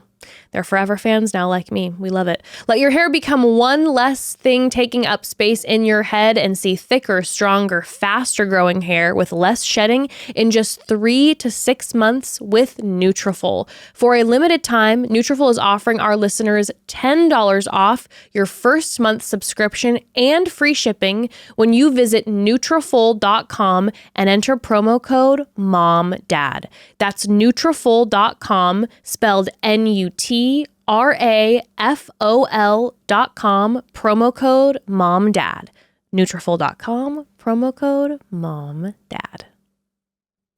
Okay, so back to Kaylee and Summit. So after their first bonfire, by the way, she goes back to the villa, and Chris is a new gentleman that we're seeing a little more of. Yes. He's written her a bunch of affirmations about how amazing she is, which is very touching to her. Very touching. Summit's very going sweet. back. He's getting his like ego fix from Julianne, who's like, you're perfect. Don't change anything about you. He's like, Julianne really sees me. And I'm like, she's known you for 3 days. There's nothing better than when you're feeling someone's criticizing you and someone says, don't change a thing, you're perfect. I mean, that's like... to a party guy, I mean, you could not say sweeter words. Oh my gosh. Well, they end up going on dates, and Summit takes Julianne, and she's, you know, like, I wish you didn't have a girlfriend. She's giving him all the compliments. Really his ego is hurt, and so this is the perfect move helping for her. him. And I feel for Julianne that I think she's falling for Summit, and I do not think Summit is falling for Julianne. I think he's like, this is a wound, like some salve on my wound that hurts with Kaylee. Agreed. You know, completely. Because he's even saying, he's like, Kaylee still doesn't know if I'd be a good partner in life. Then why am I still with her? And Julianne sees me for who I am, and that's awesome. And I'm like, I think he's hurting. Yeah, I think so too. I think his feelings are really hurt. Yeah, I think his feelings are hurt. I think he's like, I didn't know it was like that kind of energy. That's what I'm getting. Yeah. And I think it's twofold. I think she's festering. Sure. So I think it's kind of like, you know, when you're left alone with your thoughts, you can make it keep going and going and going. Now it's 10 times worse. Yeah. I'm getting that energy with her, that like she has these issues, but the more she thinks about it and sits on it, it festers and festers and festers, and he's not around to kind of collaborate with on. Yeah. And I think he is like, whoa, I didn't know it was this bad. And I'm really hurt by the fact that you're telling other people that I'm this way or that you feel this way. You know what I mean? So I think there's a lot of like, whoa, what's happening? Energy. Well, he then says in this date, he's like, it feels like I'm sacrificing a lot to be in a relationship with Kaylee, which if I'm Kaylee, that's really hurting my feelings. 100%. Saying I'm sacrificing a lot to be with someone is like really painful to hear that. Painful. And I understand what he's saying, saying like, I could be out there way more, and I have the desires to go be hitting the world in a different way. And from my perspective, I'm just then going, well, then Summit, do that. Right. But you're dragging Kaylee along and then saying something like, I'm sacrificing a lot to be with you. She's not asking, like, if you want to go, go. Right. But don't then pull her along and then be like, well, I'm sacrificing a lot. That's where it's very unfair. Yeah, super unfair. But then Kaylee has a date with Chris. They have a spa sauna date. And she then talks about how she's really bad at being in the moment, and she overthinks everything, and she just wants to let go of things. And I thought that was interesting because I was processing how what I think ironically works is I think an overthinker does well with another overthinker sometimes. Yeah, sometimes they like salve themselves. It's like they're like, oh, well, okay. Now I don't have to be the only one overthinking. Exactly. So then let's kind of like relax and we can just actually make it lighter. Because I think sometimes when you have like a Kaylee who's maybe super responsible and has to make sure everything's think locked about in these things. because she's with someone like Summit who's just flowing with the wind and no plans and probably stresses her out in that way. She's like, well, I have to always be the one planning everything because you won't do it. And so I can never relax. So sometimes someone like Kaylee, I think, needs to be with someone who's like, baby girl, I got you. Yes, like, I've already planned this whole thing. I have everything locked in. And you can now lean into your silliness and your fun. Yes. And you can take a deep breath. And you don't have to be the one who's handling everything. Right. You know, spinning 12 plates to make this work. 100%. But she says she's not happy. Hasn't been happy with her life. And like you said, she's like, Summit is always so happy. And I want to be like that. That made my heart sad. I was like, I want that for you too. And I do think that a different person will do that for her. Yeah. And she likes Chris. She's like, he's super mature. I've never talked to someone like him before. Yeah. And he makes me feel things. And I'm like, ooh la la. Interesting. Ooh la la. Well, when we hit the second bonfire, we have the you can watch 1 or 2 clips option, right? Summit watches one clip and he sees Chris writing the affirmations, and then she sees Kaylee, you know, saying negative things about him, how could you do this to someone you love? He left me when I was crying. He's a sociopath. That screwed Sutton up. Did you say he's a sociopath or that was sociopathic? No, she called him a sociopath, I think. Yeah. Which I don't know him. I don't know him. I don't know the behind the scenes. Maybe it is. She's definitely but I think we're not saying that. I think we're hurt and we're saying that. And I think he's pretty literal. And so he takes it just like, you're calling me a sociopath? That's fucking crazy. Yeah. And I think she was just saying like, that seems fucked up that you would do that. And she said, it seemed like she just chose the wrong word, not realizing that he was going to see that clip and that he was going to run with it. Yeah. Because that really messed him up. It really messed him up, and he kept talking about that. Yeah. And that might be what sends him into a spiral. Yeah, we'll see. We'll see. But Mark was just like, do you think you're ready for forever? And he's like, I want to squeeze the juice out of life, and being tied down is scary. Sure. And then he doesn't want to see the second clip because he's tripping. I think he just needs to be single. Like, yeah, he I just think seems like a guy who's just like, yeah, he should be taking adventures and going on safaris and whatever. Or be with someone who's more like just like it's more like chill. It's more just kind of like, when I come back from my trips, I see long you. distance, every once in a while. Like someone who's just kind of doing their own thing too. Maybe they're traveling with work and you guys connect, but you're not needing that kind of like, I want the life at home with the person. And that seems like more Kaylee's vibe. And it just seems like he's not there. Yeah, and he's like, why would she want that? Right. You're like, dude, so boring. And she's like, I actually want stability. Pretty typical. Right. But Kaylee sees the clip where he says, I feel like I'm sacrificing a lot to be with her and it's exhausting. And he's like, he said that to me so many times, it shows me that he's in denial of where the relationship is lacking. Yeah. She's like, I want someone who's going to put in effort. And can you love me enough to give me the bare minimum? And again, he's missing her. It's like, yeah, you're sacrificing a lot. You're saying this, but what does that even mean? Yeah. Like, let's actually have the real conversations. And then she sees the second clip, and it's him at the Anything But Clothes party where, let's be real, it didn't look great. At the same time, though, he's sitting there. This person's dancing in front of them, and he didn't touch anyone. He didn't say, he said, whoa, she's good. But Jasenia is leaning on him, gives him a shot, and to Kaylee, Jasenia was the one who... that doesn't help. Who was the one who was like his type. And also she saw them... Oh, I forgot about that. Oh my God, at the one bonfire where she saw him being like, you're mysterious and like almost touching her butt. So the leaning, I forgot, I didn't draw the connection there. Yes. You're right. Okay. Oh, as the woman, I'm clocking, I go, that's Jasenia. Yeah, it's not the butt. And she's leaning on him like that's her man. Like presenting him to the other crew of women like that's her man. I didn't clock that. I'd be like, that's problematic. Yeah. And then she was like disrespectful. Like he's not making any effort. He's making me feel worthless because why are we here? You're not doing anything, because in her brain she's like, Sutton is just always dancing and partying, and guess what he's doing while we're at Temptation Island? Dancing and partying. So he's not making any moves to further our relationship. He's not in a Bible study at Temptation Island right now. No, he's definitely not. So we end up getting at the very end, we see their videos to each other. So the couples are given the option to send a video message to each other, or you don't have to send one. But Summit sends ones to Kaylee, and Summit's just like, I love you. I miss you beyond words. But then he's like, I'm proud that I never put you down, which makes it hard hearing you say those things about me. Yeah, it's interesting. I just want us to be happy. So he's still in.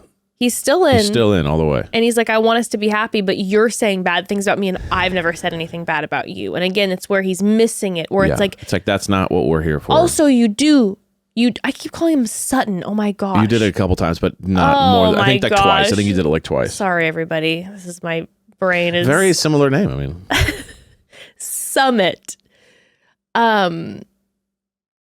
This is where I think Summit misses. Sure. Where it's like, but you have been saying negative things about her. You've had numerous conversations with all obvious. The groups of women where you're like, she makes this hard. Yeah. She's this way. You are talking negatively. She's just about a little her. more like straight up with it. And you're kind of beating around the bush, but saying the same thing. So yes.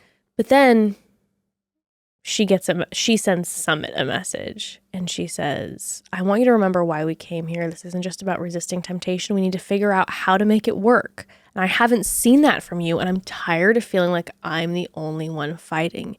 and something clicks in Summit's brain, and the light bulb goes on, and he goes, "Oh my God, I figured it out." And I'm like, figured what out? I don't even know exactly what is going on. And he's like, "This is the best I felt this whole time." He's like, "I've gotten clarity. I need to better myself for her and me. And in the end, if we like who we've become and we want to stay together, we'll leave this place. We'll get a wiener dog. Right. We'll live together for forever and it'll be great." And so there's a light bulb that goes on. Light bulb, but even still, she's kind of going, "Is he the father of my kids?" And he's like, "I have an idea. We'll get a wiener dog." She's way farther down the road than he is. Sure, but he's now having that light bulb moment where he's like, "We'll see if he actually is." I get what she's saying. Right. So yeah, the issue will be, will he, or is she still just a bummer? You know what I mean? It's like, will he actually get it, or is it more like he's just trying to figure it out and he doesn't get it, and so he's just saying he gets it, kind of maybe once, like, "Oh, okay, I work on myself," whatever that means. It'll be interesting. Will he get it, or will it just be him continuing to party? It's like him self-soothing by saying, "I get it now." Yeah, we'll see. Or whether it be self-soothe, or maybe he does get it. Right. But will he maybe push aside a little bit of the partying and start really digging into go internal? You just see him the next day, he's like journaling. We'll see. Yeah, you never know. I don't think that they should be together. I think they're going to keep hurting each other. I think he needs to go explore the world and be single. And I think she really deserves a really incredible person who's a rock for her, that she can lean into her playfulness. She can have fun again. Yeah. Yeah, I agree. They're young. It's like, so young. She's too young to be feeling that way. Yeah, exactly. Okay, let's move on. Should we talk Mikey and Sydney? Yeah. Let's talk Mikey and Sydney. So this was a really interesting, their dynamic through these couple episodes was very, very interesting to me. And I'm curious to see what your thoughts are with Mikey, because we see at the top of one of the episodes that he's talking to India. And he's like, "Hey, Sydney, she has a double standard. If I do it, it's not okay. If she does it, it's okay. She's threatened to leave me so much. It's the first time in my life I've been loyal." And India's like, "For what, a year?" And he goes, "Yeah, that's a long time." She's like, "No, it's not a long time. It's not a long time." And he's like, I'm here and I'm petrified to flirt. And it's kind of like a boo-hoo. And you're like, okay, sir. I think what's happening with Mikey over these episodes is, like he said it himself, this is the first time I've ever been loyal. So I think what's happening is he's getting a taste of his own medicine, in the sense of like, she's found someone else and she's moved on.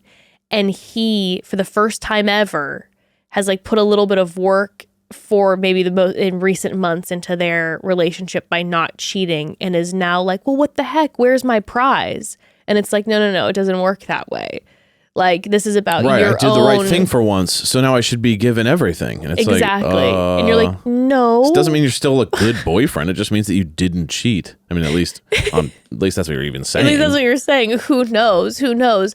But what was so wild is what we had through this entire episode was him suddenly being like, oh my God, Sydney's like battling with like, Sydney's the love of my life, but I now am seeing her with someone else. Right.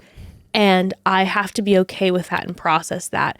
But I still want to be with her and make it work. But at the same time, I'm going to talk a little shit about her. Like, there was this interesting thing going on.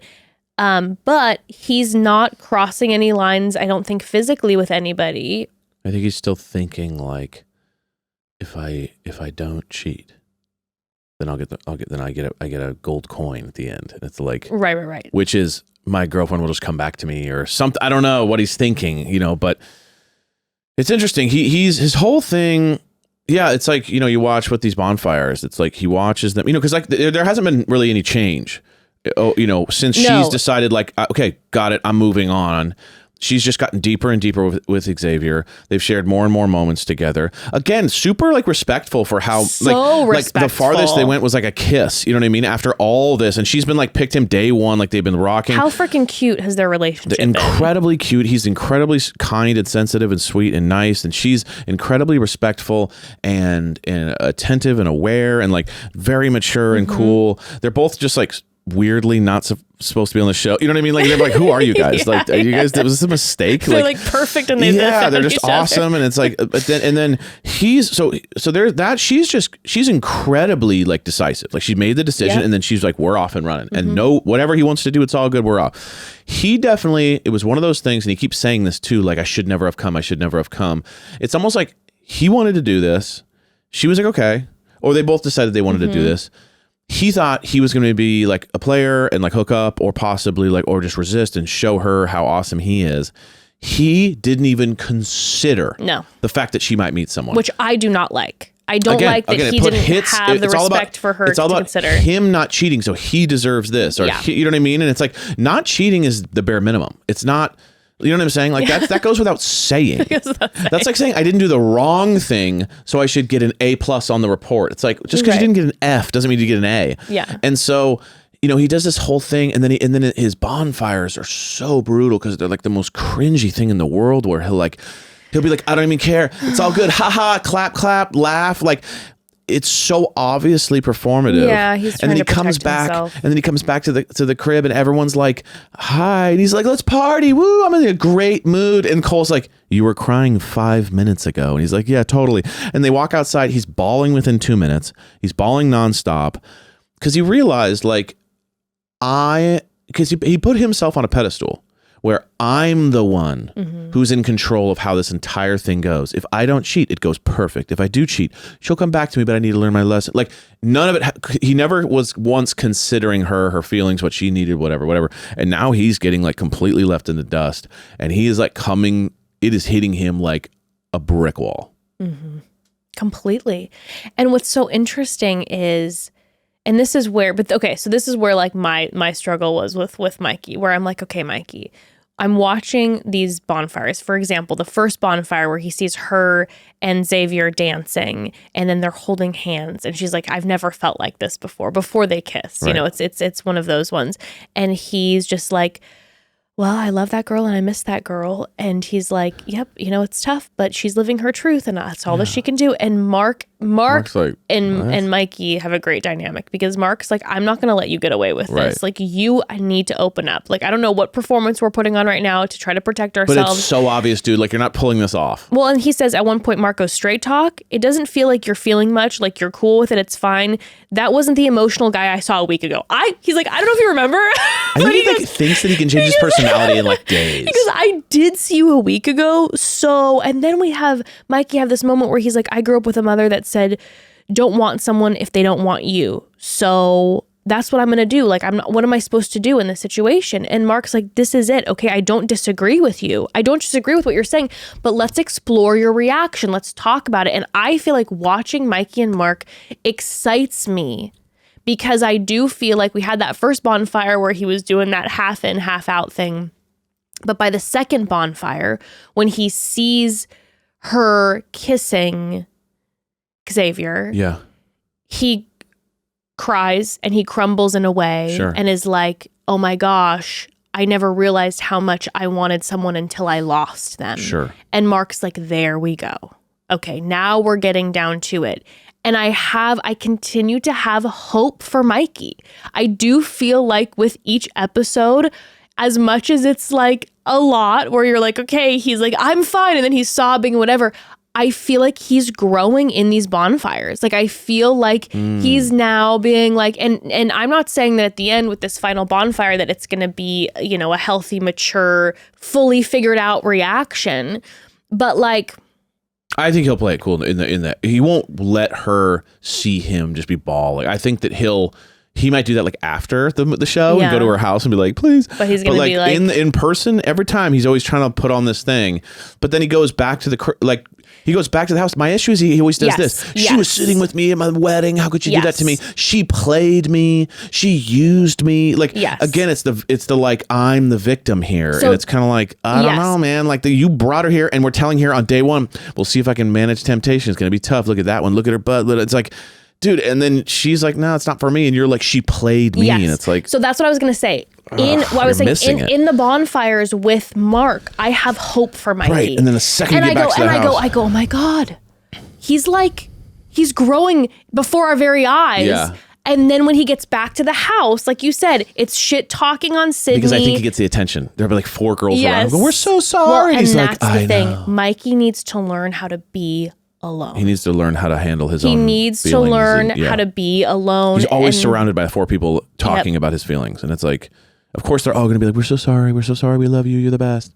He's looking for the pat on the back. And it's like. He wants immediate comfort and community, which I understand. But like, you need to learn how to like sit and process that. And like you said, he's talking all this shit when it's like you day one are like, my arm's heavy from all these bracelets and check out how hot she is. And then lest us not forget, you literally said, I'm going to shoot my shot with India. I'm fully going in. Yeah. You said that in a confessional booth. And then you looked at those other women and you said, it's going to be hard not to fall in love with all of you. And that was at the bonfire when Sydney saw Mikey's clip. Yeah. And Mark was like, do you think subconsciously you were already done with him? And she goes, no. Right. What I did was I heard exactly what he said and I took it at face value.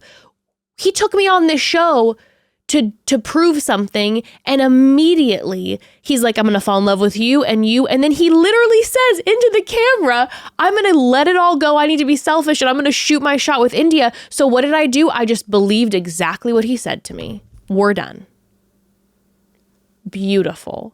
Just to watch that. And I know everybody's different and everybody grieves differently and processes things differently. And she's very much giving, I don't know, maybe a Virgo energy or, a Scorpio where you're like, no, I'm done. We're done. And then she's moving on. But watching her has been beautiful to witness, because what I think we're seeing with her is she is literally glowing, moving on with Xavier and being shown how she should be treated, right? And what she deserves, but simultaneously not holding resentment over Mikey, where she's saying like, hey, he's a really sweet, he's a wonderful guy. He's my friend. But that's like where it ends. Yeah. And I want the best for him. But like, I'm not going to let myself get tangled with that again. Yeah. Like he needs to do his own growing, and now I'm on my own journey, and that's that. And that's been pretty like incredible to witness. Yeah. Just how, and then to witness too, like you said, her and Xavier's love story. So these two, they literally are like, they're like tied at the hip. Yeah, they're locked in. I mean, it's like just, she's in love. They're gonna go pulling from the him sunset. alone into the room, and I think they're gonna go like maybe make out or hook up. And she's like, "I want you to read this," and it's a letter about him. Deeper. It's way deeper. Like their intimacy is deep. It's not. Yeah, it's actual connection. It's actual relationship. It's actual like this could be a real thing for a long time. And they're sitting in the ITMs talking about that they're dating before even anything physical has ever been exchanged. And he even performs for her. Okay, I need to discuss the performance, because they had like a group date and they go to a bar and he gets up in front of everybody with his guitar and he's basically like, this is for Sydney. It helps he didn't sing. It was kind of weird. It was weird for sure. But the singing, if it's not like an incredible performance, can get really weird. So the fact that he played a little guitar and it was for her, it was cute. It was like, when we saw them alone, for the non-music people, like it's sweet. But when we saw them alone and he did it, we were like, that was hot. That was really, really cool. One time was good. Well, no, but I like that he, for her, publicly made a declaration in front of everybody, is like, I'm going to go up on stage. This is for Sydney. Yes. That must make her feel like $1 million. Yeah. My only beef was whoever handled the sound. It's not about because his sound was so quiet. Yeah. I was like, what we needed to do is maybe have a little bit of drums in the background to fill it out. If it's just going to be a guitar and there's no singing, we're all just kind of sitting quietly. Kind of like waiting for it to be over. Yeah. But it was so sweet of him. It was sweet. He kind of pulls it off. He really does. Somehow. He really does. And then they end up kissing and they have like, and she's glowing. Mm-hmm. She's so happy. She's completely moved on and happy. And she tells Mark, like, I could see a future for sure. Like, this is something I want with him after. And I'm like, oh, damn. Damn. Okay. It's very exciting. But yeah, throughout this whole thing, you see, like you said, Mikey at some point, like after the bonfire goes in, and he's like, let's party. And all the girls are even They're like what? They go, that's a coping mechanism. Yeah, that's so Mikey. That's what I mean. He's the most obvious tell in the world. Because 2 seconds later, he's crying about his sister's wedding. Outside. And that's where a lot of his healing needs to be, which I feel like he could get there with Mark. I feel like him and Mark need to go on a retreat alone. Yeah.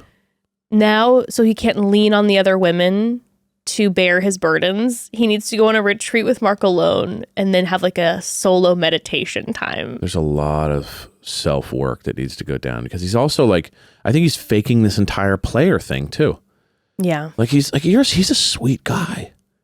Deep down, he's a lovable, sweet, emotive person who you could tell loves people, loves to laugh, but he's also like wants to be this idea of like the coolest guy in the room that's like, you know what I mean? That's like wooing all the women. And it's like, even the women are like, you're kind of seem like a buddy. Like you're not, that's not you. Well, like, who are you? I wrote down at the ABC party when he's like, you know, in the ITMs with Summit and he's like, you can look, but you can be tempted, but you can't, whatever. And I wrote down, I go, I just don't get the vibe that he cheats ever. I almost get the vibe like that he would rather everyone thought he cheats. I wrote down, that's cool. I wrote down, I feel like it's all about the lore he's created himself. Like 100%. It's almost like he's never cheated and he lies and says he's cheated. Just to make it look, because he thinks that's like what like a cool guy confident. Is like. I completely agree. Because watching the way he moves in the house, it's incredibly not Jack. Where it's like Jack's like, oh yeah, there's a tension there, and you're like, you're always kind of like shit, you know. Yeah. All the women are just having fun with him. They're always like, you seem like a buddy. Like he just doesn't seem like he presents that like.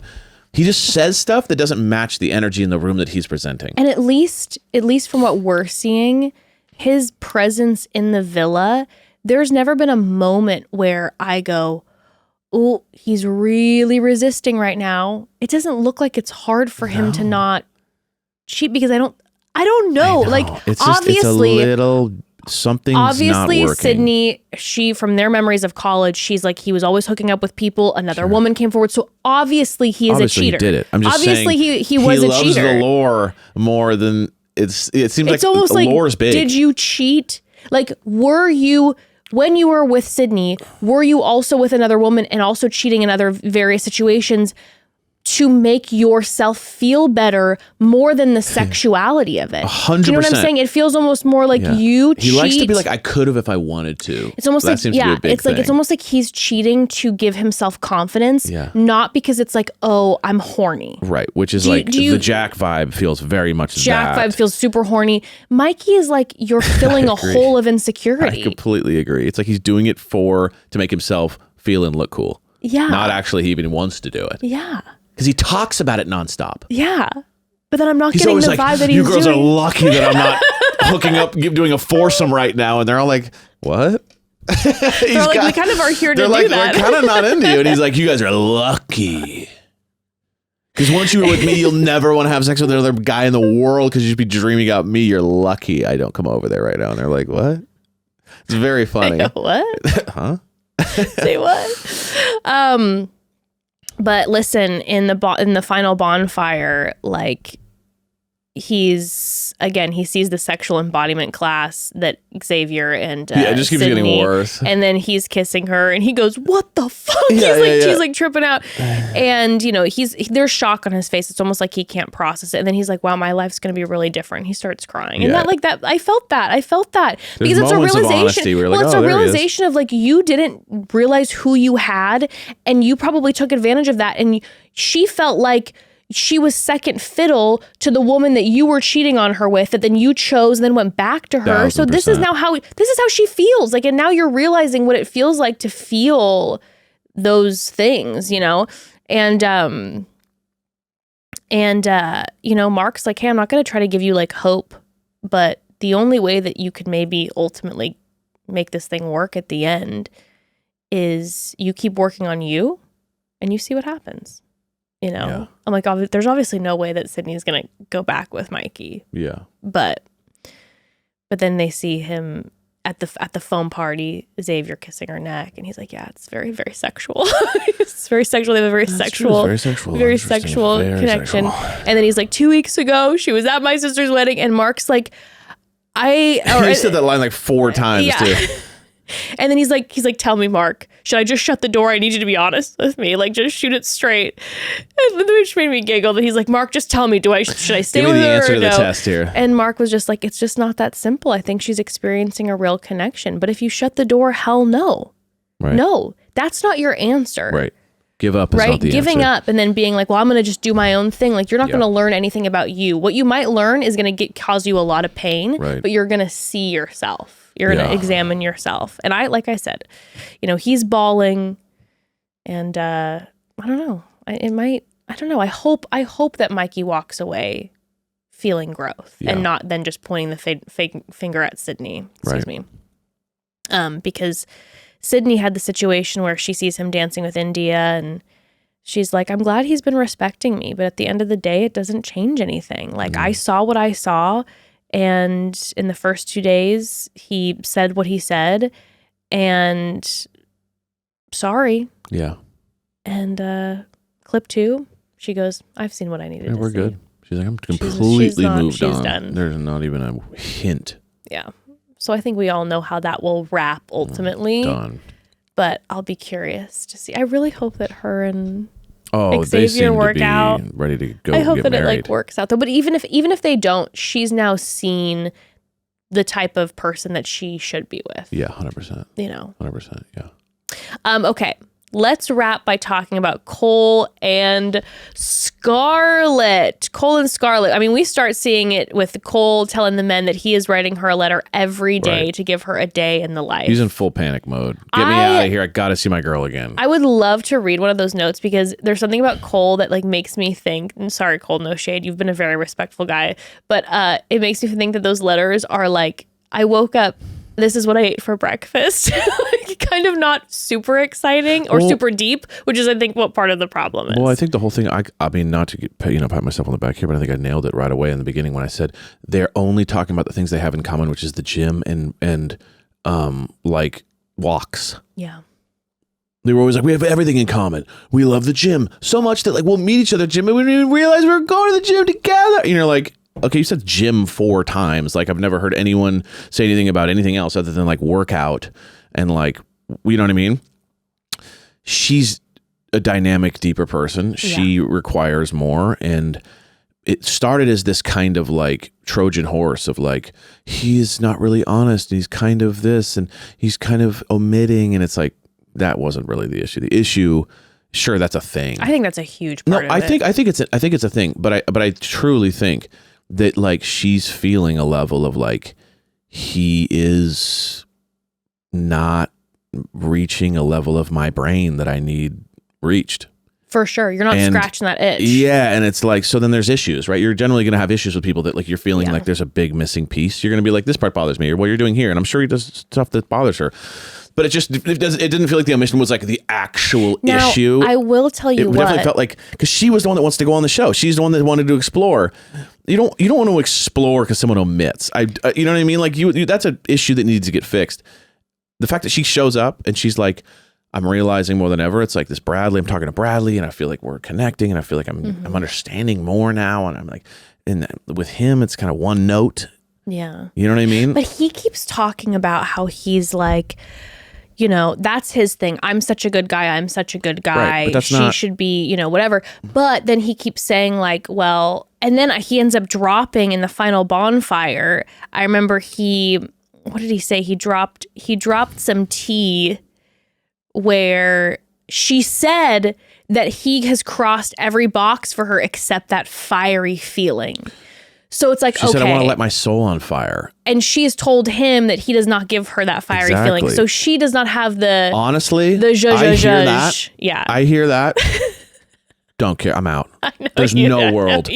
I'd rather have issues all day. You tell me, you check all the accounting boxes, but I'm bored and I don't feel anything. That is... your soul would die immediately. Wishes. You know what I mean? Like, I'd rather see you run off. Like, to hear that, to me, I'm not cool with. Now, Cole seems to be kind of like, okay, I want to work on that. You know what I mean? Like, he seems to be like, okay, whatever. Like, he just wants to get back with her so bad. He misses her so much. He's tweaking. Yeah. He's doing nothing. He's crying in the corner. And she's pissed at that even. Because she's going, you're highlighting my issue. Yes, because we end up finding out that she says, even my friends are always like, we don't know Cole at all. He's so hard to get to know. He doesn't, dive in and take any time. And so she's now watching him with all these women, and every clip is him sitting by himself or talking just to one of the men, being like, I want to get out of here. And she's like, I want you to be here and experience, talk to women, hear from them, learn from them, flirt with them, like, so that we can. I think, and he even said, remember during one of the videos, is he goes, she said stuff to me like, I'm not very masculine. And I think what she meant by that is not that he's not strong and tough and he's all. I think she's saying, I want you to want something to take and initiative. Go get it. Yeah. And it seems like their relationship is him going, what do you want to eat? Do you want this? Are you okay? Whatever you want, I guess. You know what I mean? And she's feeling like, part of me doing this thing is I want you to go and talk to a girl. Yeah. Make me jealous. Create a dynamic for me. Like get in there and what do you want? Because everything we want is what I want, it seems like. That's the energy I'm getting from her. So she said the wrong words by saying the masculine thing. Well, I loved Mark said in the Bonfire, he said, I think that's the wrong term and I don't think that's fair to you. Right. Because that's going to send you down an alpha loophole. 100%. T, Mark. Big yes. T. We don't want that. He's like, that's how the red pill thing starts. You know what I mean? Some like crazy alpha shit. No. He's like, I suggest true masculine energy is the courage to be completely vulnerable. And I stood up and I go, that was a bar. I'm like, Mark, that was a bar. Mark. But I think she's a powerful woman. Yeah. And she's got a lot of strength. Mm-hmm. And so I think she's craving someone to kind of be able to kind of like match her or like be on her level. I think he's a very sweet kind of type B energy. That's the vibe I'm getting. I don't get that vibe. Oh, okay. Well, that's the vibe I get. That he's like a very sweet guy and that he's just kind of outwardly has like muscles and whatever, but he's actually kind of a quiet, sweet guy. Yeah. And I'm not getting that, like, I'm getting that she's kind of needing a little bit more energy and a little more passion and a little more like gusto. And she wants to kind of match. Yeah. And so I feel like she's kind of brought him here to almost like see if like something will come out of this, like wake something. up. Yeah. He doesn't. I don't get and like he's crying in the corner, and she's like, again, my issue. I don't necessarily get like sweet from him. I get like just very logical accountant vibes. Maybe that's what it is. Kind of one note. He's a simple kind guy. of a one note guy, and she wants him to go deeper, and he's like, I don't understand. Have that gear. But something I will say is that at one point during the first Bonfire, she says, because she sees the clip from him where he's telling the girls that he gives her so much grace and she gets mad at him, and it doesn't matter what he does, that she's going to be mad at him if he does lie, if he doesn't lie. She's always going to be, because she doesn't trust him. So what you're saying about you think it's just the fire, I do not. I think it's a combination of being like, you don't give me that zhuzh feeling. I want to get intimate and more deep with you. But I also don't trust you, because when she then ended up telling Mark that she's like, well, it's hard to let go when it's happened recently as of a week ago before we got here. Like, it's hard to work through the past when it's the present, she said. That's fire. And he's like, well, what's the deal? And she's like, well, he told me he was going to the track with his friend, and I had a weird feeling, because it's women's intuition. And she was like, who are you going with? And she ended up finding out that he's like, well, this girl DM'd me.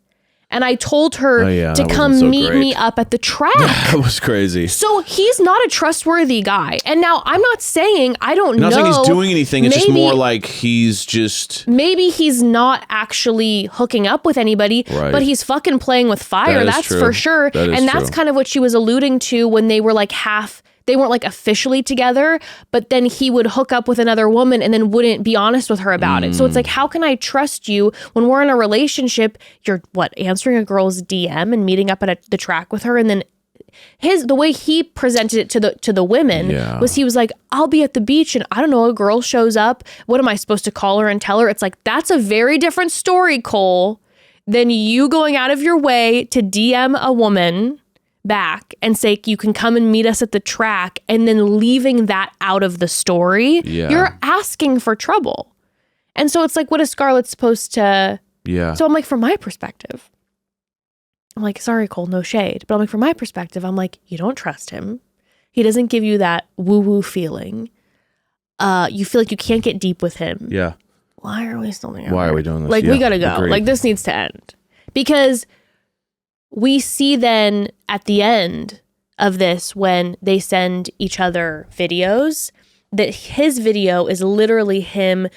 He's literally just like crying, being like, you know, hi, my most precious angel, he says.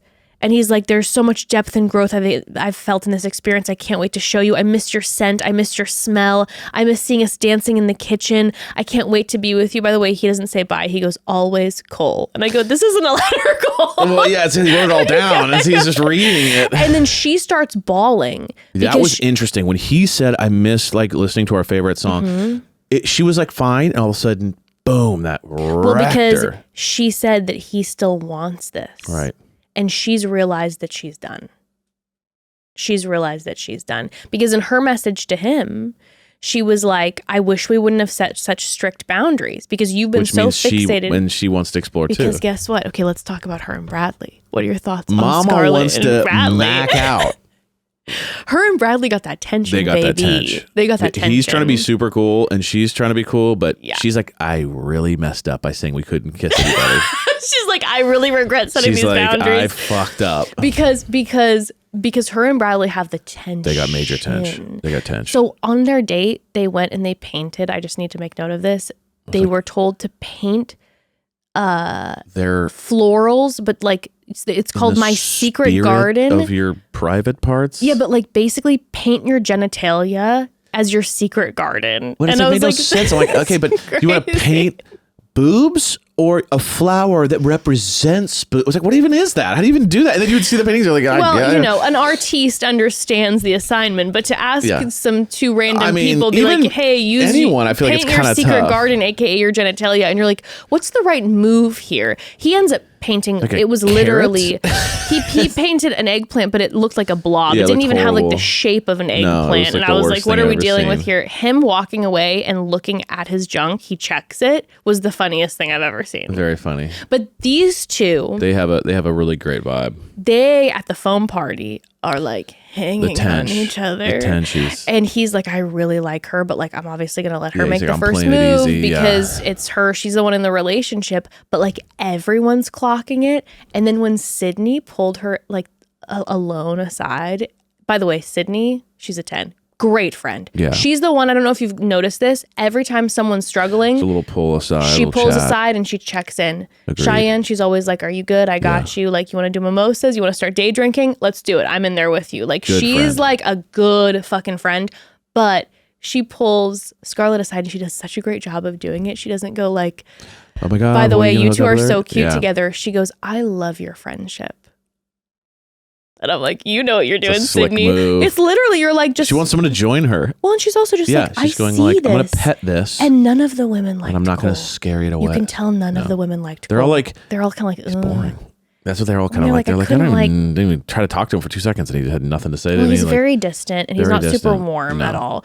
So they're all kind of like, and Sydney's just like, I love your guys' friendship. Which is a great way to stoke the fire without scaring it. She's like, you two together, like you can tell that you feel like really relaxed with him, which she does.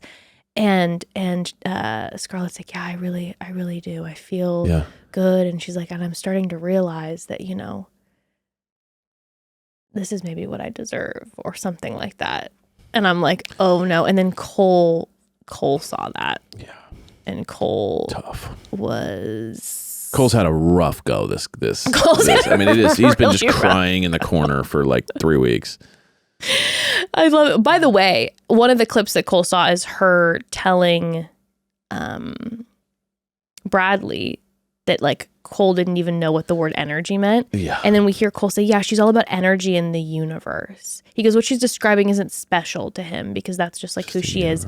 And I'm like, okay, that is all I needed to know that these two shouldn't be together because nothing screams, I don't I don't buy into energetic universal power like Cole. Cole is like accountant. Cole's like, I don't know, some 2 star plus shit. 2 equals 4. And I'm like, if Scarlett's a little bit of an astrology queen, I'm like, there is not going to be, I mean, it's just like they just be farther from each other. Don't understand each other.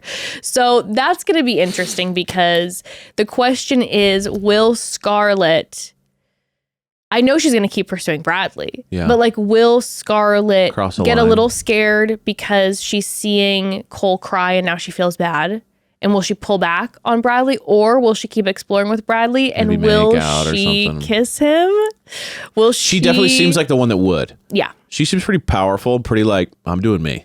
So, and not in like a sketchy way at all. Just like in a way of like, I think I'm here for a reason. I could see her making out with him and being like, yeah, I stand by it. Like I did maybe cross a boundary, but at the same time, like I'm here to figure me out. And Cole's just like in the corner crying all day, not talking to a single person. Like, like, dude, I'm curious to see if Cole walks away understanding what happened, because it's like he's there and he's open to the process, even though he's literally living in hell. But I'm also curious, like, will he? Yeah, I don't know. That's a tough will one. it connect? That's a tough one. We shall see. We shall see. Well, right. Family, we love you all, and we'll see what happens. Episode 7, 8, 9. Yes, and I think 9's the final episode. I'm very interested. Very interested to see if any bigger lines are crossed. Because sometimes these final date episodes, it either gets really sad, or people just like rip the Band-Aid off and go. They're like, you know what? They start getting a little cozy and start making promises before the final bonfire, and then you're 100%. Like, oh what? Oh boy! And then curious about what the reunion has to say as well. Well, family, we love you so much. We will see you next week, and have a beautiful weekend. Love you. Bye. Bye.